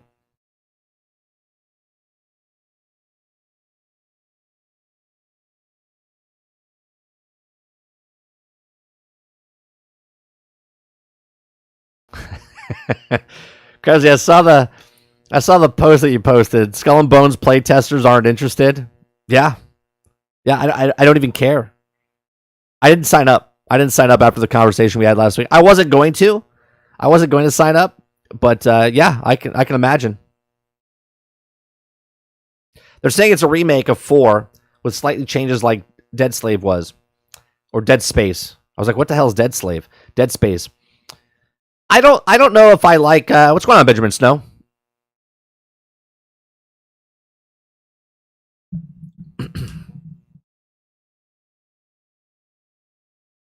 I like the idea of how I have to play through twice so I can get the wizard and then also Dark Lord. Or sure, I think honestly, Bear Cox, if you're playing through the game, I think you're gonna want to play through it 4 times, right? I think that the diehard people, you're gonna get certain people that play the game and they're like Gryffindor, right? And they would just want to live in that world of Harry Potter or Hogwarts, I should say, and be just Gryffindor. So at the end of the game, once the game is done, they'll just play and maybe do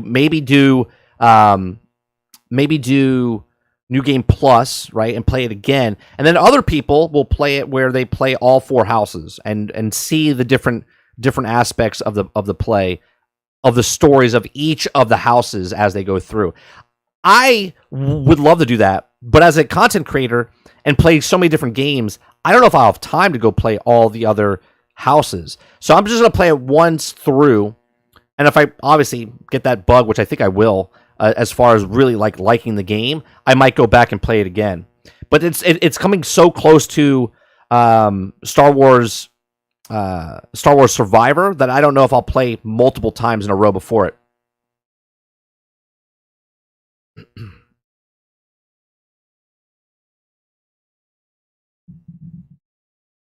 Snow, did you get flown out to the other event that happened?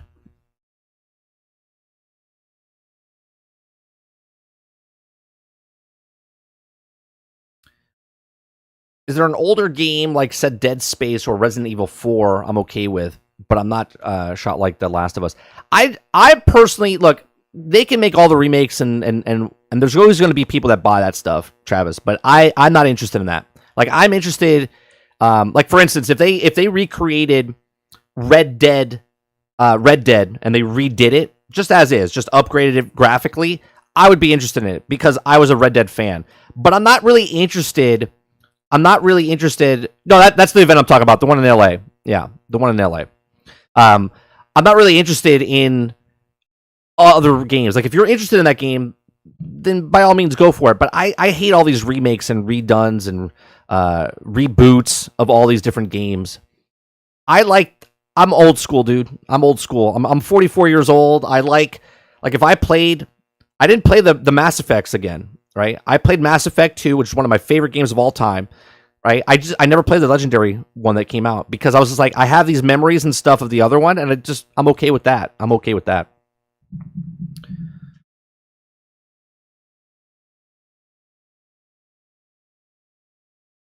So I have a question, Snow. Did you get to test out if there was diving in the game? Now I know they said there's no diving in the water. But I remember a couple months ago, people said that they saw like a marker above the water, and they thought that was maybe like a cave that you could go into. So I was like, oh, maybe you could dive into. Maybe there's a potion or spell that you'd be able to go underwater. Did you guys ever try to go under, or you don't think there's any way of going under unless maybe later in the game?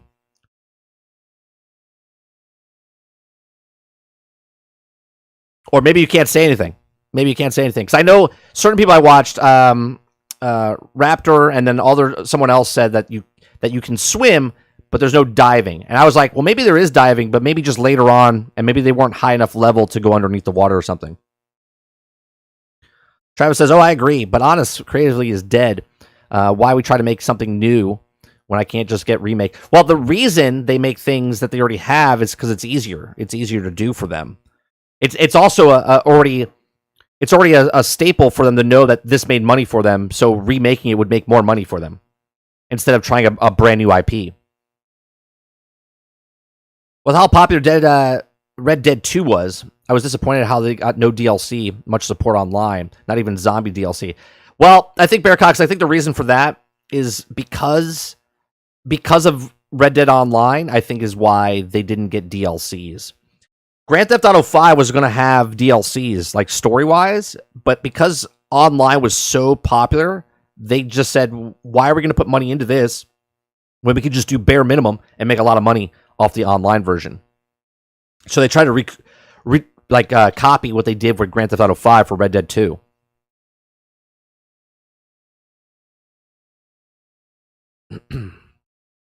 I was not able to dive. I was swimming on top of the wall, possibly spell or plant that allows it later. Yeah, I don't know. I was just thinking of that. I was like, well, maybe because, and this is based on only because of months ago when someone saw the flyover, and like 2 months ago when they saw the flyover, and they're like, oh, did you see that marker on the water?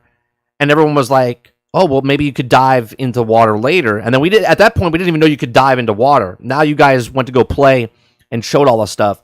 So when you could swim, I was like, oh, okay, so you can swim. I was like, I wonder if you could dive, and I wonder if they couldn't dive because maybe you need to do a potion or some sort of, magical where you can dive underwater to hold your breath. I don't know. I thought it was interesting. It'd be cool. If not a big deal. I think there's plenty to do inside the world. It looks amazing.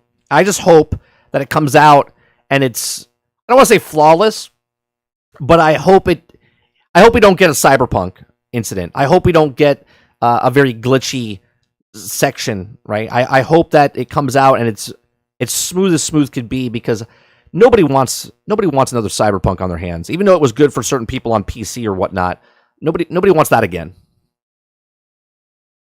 We just want good games. We want good games. I think this game, I'm not, like I said, I'm not a big Harry Potter fan. I like the movies. I've never read the books. Love the films because I used to work in the film industry. Absolutely love the films. And I'm excited to jump in. But I was just saying before that I'm probably going to watch the films again just so I can get the Easter eggs and know the references of certain things. They kept us around the castle. I tried to sneak off to the Forbidden Forest and the devs. You're like, hey, yeah, this is actually pretty cool. Yeah, hey, Mr. Snow, I see what you're doing there. You gotta head on back. Head on back. What? Oh, my controller battery died. I don't know. We're going to the forest. Try to get in there. It'd be interesting to see if someone else got it. I bet you someone did, but they just couldn't take their footage home with them. They're like, oh, I see what you did there. Who was it? There was two people playing. They were British guys. I forget their names. They opened up the door to the grand hall, and they're like, avert your eyes. We're not allowed to see you here. So they had to turn around because you weren't allowed to go into the great hall. I thought it was pretty funny. Which a lot of people are starting to talk about. Is it good or bad that they kept you guys like on certain paths? So is that a good thing because they didn't want you to spoil anything? Or is that a bad thing because they're hiding something, right? And the fact that we have to have that type of like half empty, half full glass type of thing is kind of wrong, right? Where I take the point of this company has no reason to try to pull one over on us. You know what I mean? Because in the long run, it would just hurt them. Look what Cyberpunk did. Where they're like, we're not releasing a game until it's complete. And then they released a game and it wasn't complete. So I think the reason that they didn't want to go off certain places is because they didn't want to ruin and want people to be excited and see stuff when they get the game. Because as quick, I mean, if there's 30 of you at an event and you're all going different directions, then that footage now becomes widespread. And now there's more information out there than they can control. So with that many people, they have to control and say, all right, stay around the castle, go inside here. You're allowed to walk over here. You're allowed to fly around here. So it's interesting. I take the latter of the two. I don't think they're doing anything mischievous in any way, shape, or form. I'm hoping to get a review code today. We can publish reviews this Friday. Oh, so this Friday, the embargo lives, huh? So on Friday, actual reviews are going to come out. Interesting.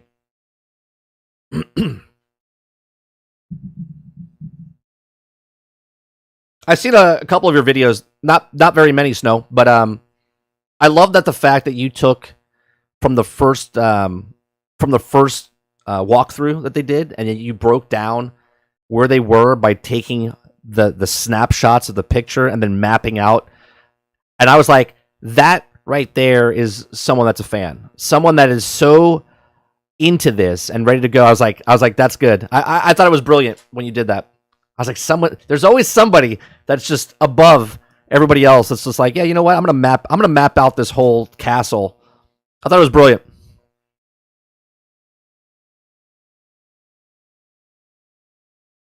I was so nervous when I was on camera for the second gameplay reveal. Some people were like that, like they thought you were a shill, and I was like, no, he's a fan. I was like, he's a fan. Like I'm jealous of that. Like I'm an older guy, and I'm skewed when it comes to things. I don't really get excited for a lot of things because I've been burned so many times over stuff. But I love the passion. I love when people show so much passion towards something they love. So I thought it was great. I thought you did fantastic. The amount of energy that came off of you when you were on film, I was like, that person's a fan. I was like, he is 100% a fan. Have you ever been to Universal Studios for Diagon Alley or anything? Have you seen that in person? Because it's mind blowing. Question: I wish they would bring in Gilweed into Hogwarts Legacy. I wish they. Is that a question? Yes, they gave everyone the event tickets. Oh, I forget. Do they have a Hogwarts park out in LA? I totally forgot about that. I live in Orlando, so people always say a delayed game can be a good game, but a bad game is always bad. But doesn't No Man's Sky and Cyberpunk, as it now proved, isn't true? No, because they weren't delayed, right? Like they came out. No Man's Sky came out early, and they wanted to delay, but Sony wouldn't let them delay. They put it out, and then they were a bad game, and then they had to re-get their goodwill back, right? Cyberpunk wasn't delayed like a Skull and Bones. They said themselves that they wouldn't release a game until it's complete, and then they released the game and it was incomplete. Sure, there's updates and stuff now, but games like Beyond Good and Evil 2 and Skull and Bones, where they just keep getting delayed and delayed and delayed, at some point you're looking at that game going, that game's never going to be good. I got to try butterbeer for the first time. Nice. It's a little sweet for me. And that's also another thing, Lino. Yeah, I think that's the outlier of the industry, right? Not the norm. I think just to keep shareholders happy. Sure, but at the same time, I think it's a lot of people. There's a lot that goes in that conversation, though, Travis. It's like there's people that have the money, but they don't understand. They don't understand what the behind the scenes is. They just care about getting their investment back, and they pressure the devs. And the devs or the upper management. The upper management takes the devs and is like, come on, we gotta get this out. We have to get this out. We're releasing in 3 weeks. So like, there's no way we're doing this in 3 weeks. Like you look at so many games that get pushed out. Like I'm happy if a game gets delayed as long as it comes out and it's finished. If a game keeps getting delayed, look at Halo. Halo got delayed by a year. It was supposed to launch with the system. It came out a year later. Here we are a year and a half after that, which is 2 years after it was supposed to come out, and it's still in bad shape. Right? So, a lot of people see both sides, and some people disagree and be like, well, I'm okay with a game that's always delayed because it'll be better. But if a game gets delayed 5 times and then it comes out and it's still broken, buggy, like you're trying to pull something over on us.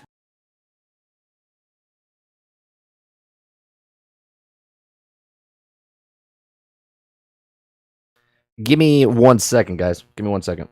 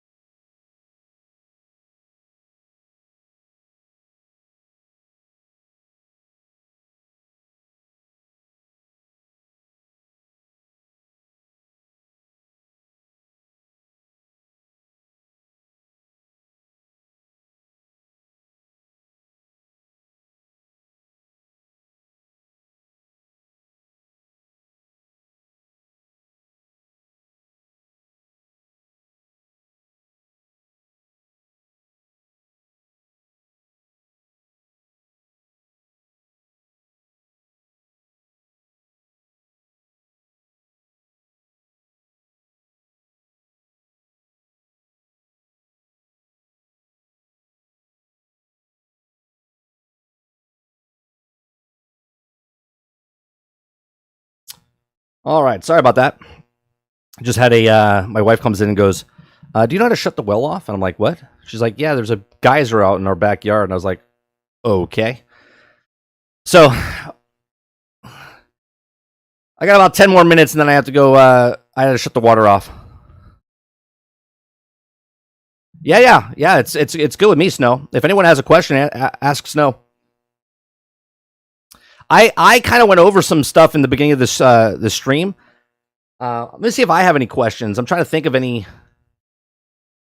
Oh, okay. I got one for you. Snow. How is the? And I think I know how it's going to work, but the day-night cycles that are happening in the game, right?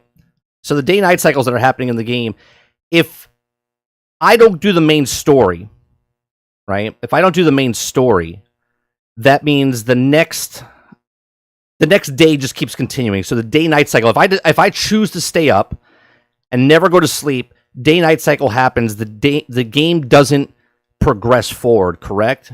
Only when you do the main story does it progress through the days, actual days and nights, like in the story, and then the seasons, correct?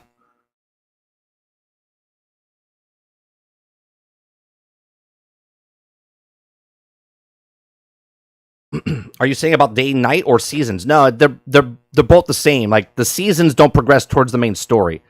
Like the only way it gets to winter is by doing the main story quest. I'm talking about the day night cycles, Travis. As far as like if you just stay up and explore Hogwarts, day night goes by, right? Day night goes by, and then the next day night goes by. So you can have like a week inside game, but the actual time frame won't move until you do the main story stuff. Is what I'm saying. So my question is, does time move? You know what I mean?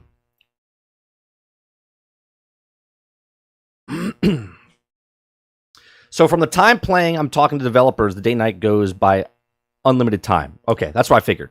Okay. Yeah, so it wouldn't change the actual day or progress through the actual until you do the main story quest. Bill Prime says, "Can I do Crucio in the school?" That's right. That's what I figured.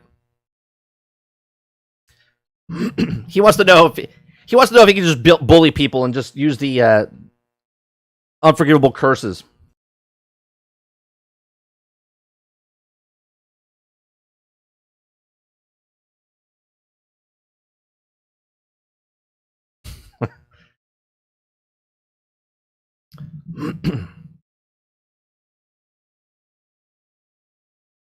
I mean, season is going to be like Red Dead Redemption 2, where it's tied to the story. Is that right? Yeah, Travis, that's correct.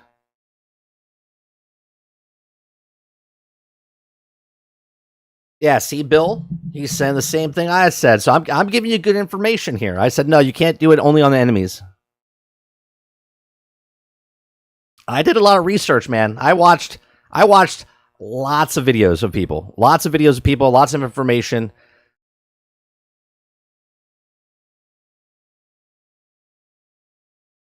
It says, can I use the curse without making me pure evil? Paragon Renegade system or not? No, there's no morale system if that's what you're asking, Travis. Like you could be pure evil. Like if you wanted to go use the curse on all the bad guys and murder everybody, push them off cliffs or whatnot, you could do that. You could become evil yourself. But in the game, I don't think your guy becomes. I don't think there's a moral compass. It's not like Fable back in the day, where all of a sudden you get like the horns on your head when you do something bad, or you get the halo above your head. That'd be a great system, though. It would have been a cool system if they put... Which is funny, because doesn't WB own the rights to that system?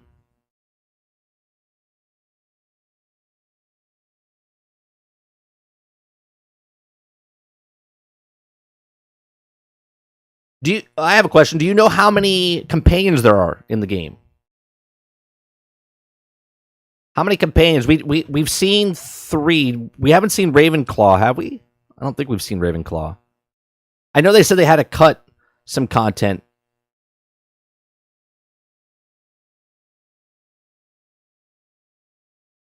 You can kill the okay, and be top. You can kill the competition and be the top student. That's an easy way to get up there, Quest. just take them all out. One kid to rule them all. ProGrip says, did you get to experiment with the building system inside the room of requirements? Unfortunately, there's no Ravenclaw companion that I know of. Yeah, okay. So all right. So my info is still good then, as far as there is no Ravenclaw. W owns the system, which is why I never get it. Why they never get to use it. Yeah, they patented that thing. The whole system, Travis. They own it, and I'm just like, they didn't use the morale system in Gotham Knights. They're not using it in WB's Hogwarts Legacy. I'm like, when are they going to use this again?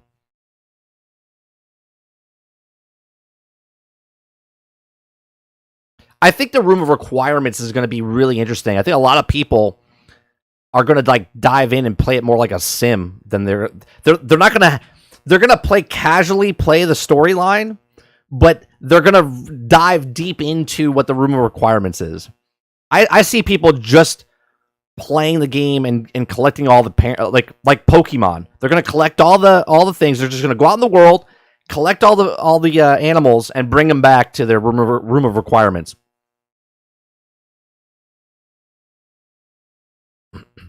Almost everyone asked about Quidditch DLC, or developers were kind of leading towards something later. I've said for months, right? I was like, they gotta put Quidditch in, and I've even came up with a thing. Snow, I said, wouldn't it be cool if they made it sort of like a separate game mode? Like it could be DLC, but a separate game mode that when you log in, you could play like the story, or you could play multiplayer. And multiplayer would be you go into Quidditch and you play Quidditch like Rocket League. Right? Like Rocket League, if you look at it, basically is Quidditch, but with cars instead of people on brooms. And I was like, that would be pretty interesting if they did something along the lines of that, where you can compete with friends and maybe houses, and you can go in with random people. So if you're Slytherin or Gryffindor, you go matchmake with other Slytherin or Gryffindor, and you go up against other teams. That would be cool. That would be interesting. Hopefully down the line they do something like that. I think I want to know what you think, Snow. Do you think this game needs to be some sort of co-op or live service? Or do you think it's okay just being a single player like The Witcher or Red Dead or Skyrim type of thing? I just feel like the school itself needs, like, I'm not asking for like a massive multiplayer, right? But I think it would be cool to, especially with the room of requirements, wouldn't it be cool Like, all of a sudden, I can come to your room of requirement and see what you've been collecting and what you've been doing, or we can go on a mission together. I just feel like it could be such a good co-op game. It doesn't have to be a massive multiplayer game or 3-4 player. Just one other person. Okay, I didn't get it. Is it Quidditch basically soccer in midair? I mean, it's like no, I would think it would be more like lacrosse in midair, sort of. I think the game is a foundation for something greater. This will not be the one and done IP game. I'm glad that you say that. I don't know if they go the route of live service down the road and like add something later, like a No Man's Sky, where it didn't have multiplayer and then they added multiplayer, and then they add something down the line for that. Or if they do something along the lines of Hogwarts Legacy 1, 2, and 3, which would be year 5, year 6, year 7 of your character, which would be cool if they do it sort of like a Mass Effect type of thing, where your character from year 6 moves over to year 7. So if you've never played, Hogwarts Legacy 1, you could just make a character in 2, or if you had 1 in 1 and all your stories and stuff that happen kind of move over to 2. Kirby says, I want to know how the timers of resources or spells work. If I sleep, does the timer go faster? Do the timers well force, or do they also fit in the game? Do timers feel like a planned microtransaction but change? I don't think they... Well, Snow said he didn't get any time in that room of requirements. So I don't know if he can answer that, Krebsy. I mean, the question, though, is I do think somewhere down the line, when you put timers on stuff like that, it does seem like there was a microtransaction in the game. The timer thing now, for my question earlier about if you sleep, that would progress through the story, I would think, right? So you going to sleep to beat the timer, I don't know if it works that way. You see what I'm saying? Because like in the game, if I stay up and play, well, I guess that's a good question. Snow, did you ask the question of if you sleep in the game, does that progress the season or the main campaign, or you can fall asleep and just make it day, right? Like if you don't like to be at night, you could just be during the day.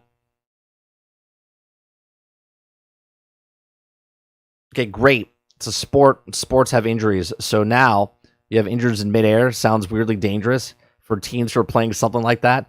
I mean, you're taking it and putting it in like a real world setting, Travis. I mean, I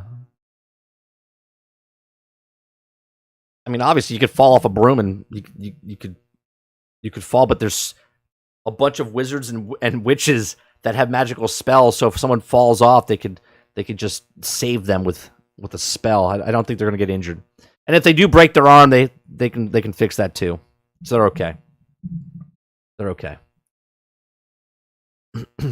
They're also wearing knee pads and a helmet, so they should be okay. They're only flying like 30, 40 feet up in the air. It's nothing for a wizard. It's no big deal.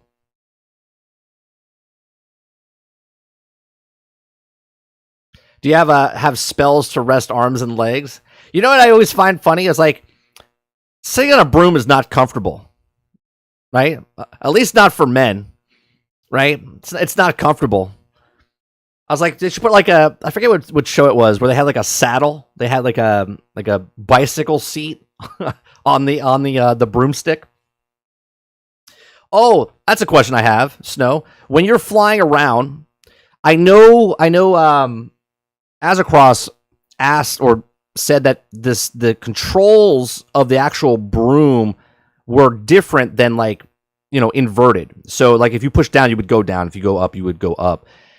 Do you know, or did you ask, is there a inverted control scheme that you could actually swap that, or is that the way we have to fly the broom? I would assume that there would be some sort of control scheme, but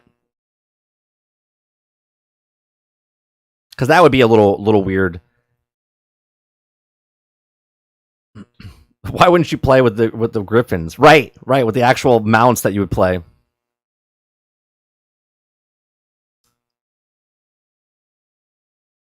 Oh, and another question. Chat doesn't have questions. I have questions. during combat, how clunky or not clunky is it when you're changing spells, right? Because I think you have to hold like R2 in and then push left, I think it is, on the D-pad. Does that seem like something that's kind of would get easier as you play, or does it just seem kind of awkward the entire time?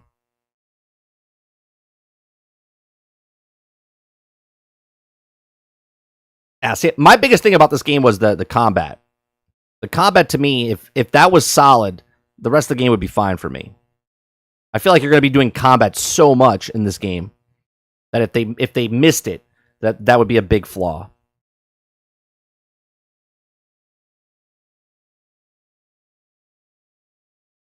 Travis says, I have a question for Benjamin. Can you ride a creature you save, like, say, the dragon thing I saw in the trailer, or a certain creature can be mounts? Snow says, combat exceeded my expectations. It was tough for me with the button longer than you play. I think the muscle memory. Yeah, okay. That's what it seems like it would be. Yeah, I'm glad that the combat was my biggest concern with this game. But when they first showed that first combat trailer a couple months ago, I was like, I feel much better about the combat.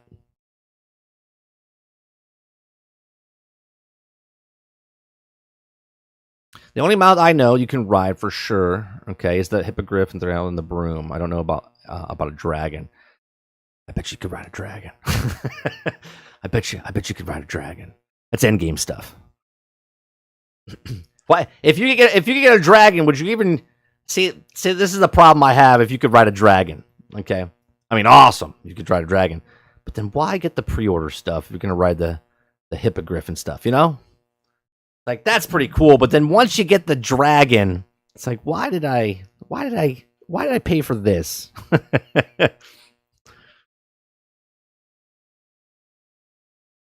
Exactly.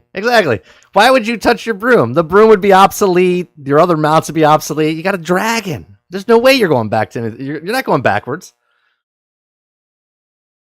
Yeah, there is a dodge roll. I like the shield system they put in there as well, as far as the swapping through your different spells, which is good because then it means you're rotating and you're not doing the same one, which gives that. We were talking about it earlier being repetitive. I said, I obviously a lot of people would say that a game like this could be repetitive, but I think there's ways that you could disguise it and kind of make it feel better than what it is.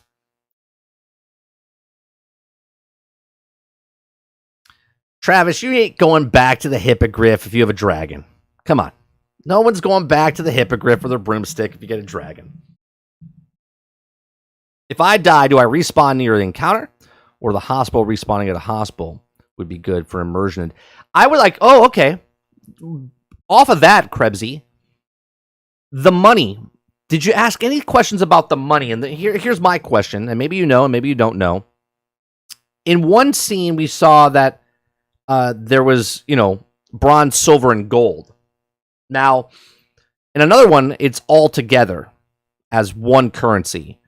I want to know is if it's like pennies, nickels, dimes type of thing, where if I have 100 pennies, it makes $1. If I have $100, it makes makes a $100 bill type of thing. So, is the currency? Does it add up like that, or is it just one lump sum now of it's just gold coins, and there's no silver and bronze?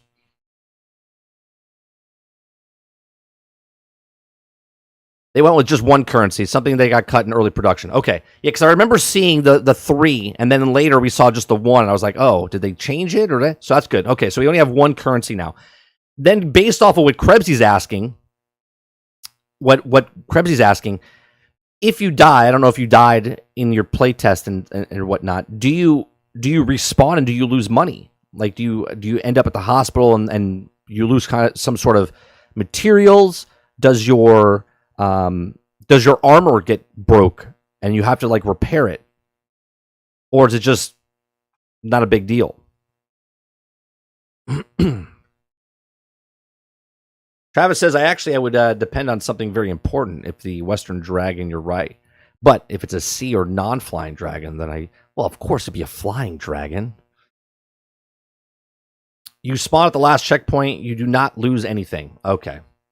So Krebsy's out. Immersion's broke. Immersion's broke. Do you have any info on when you upgrade gear? In the upgrade, let me see if I can get the spot that I want to ask you here. Let me see. There was a spot of upgrading.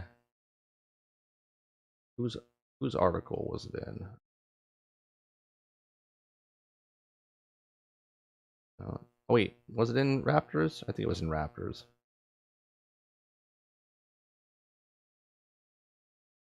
All right. Was it here? Okay. Maybe you don't know. Maybe you asked a developer. When you upgrade something, right? When you're upgrading this stuff. When you upgrade, so this is a purple, right? This is a purple scarf. And I upgraded 3 times. Do you know if I upgraded that 4th time, or if I upgrade to the 3rd time, does it become a higher level piece of gear as far as like purple to gold, or is it just stay at purple and it's just a 3, plus 3 purple type of thing? Does that make sense?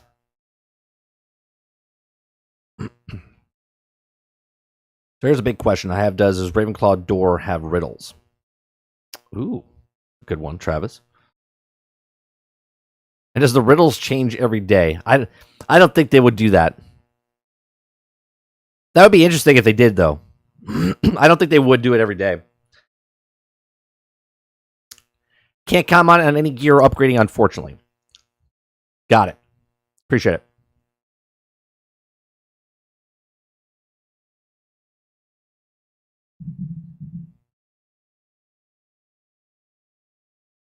Krebsy. Immersion is broke. 0 out of 10 game. Good luck next time you have fun competing against the depth of the day before has.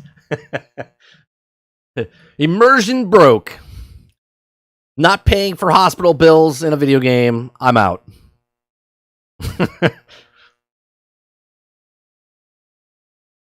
I love riddles, so I hope changes every day. But yeah. Well, I agree with you. If it's something like that in depth, that would be interesting. But I don't think they would do that. It's okay, Snow. I gotta take off. I do appreciate you coming in and hanging out in my stream for a bit. I appreciate that very much. If I don't see you back in here anytime, I'll try to swing by one of your streams. I do appreciate you coming in, and good luck to you and your channel when this game comes out, because I think your channel is going to explode.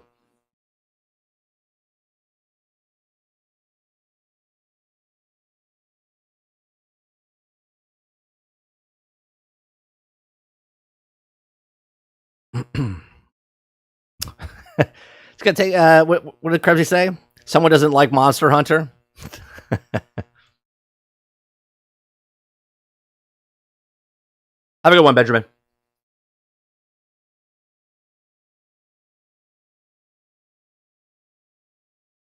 That was nice. That was nice for Benjamin to come in and hang out and ask questions and hang out with us for a bit. If you guys don't know who Benjamin Snow is, he is another YouTube content creator who is covering Hogwarts Legacy.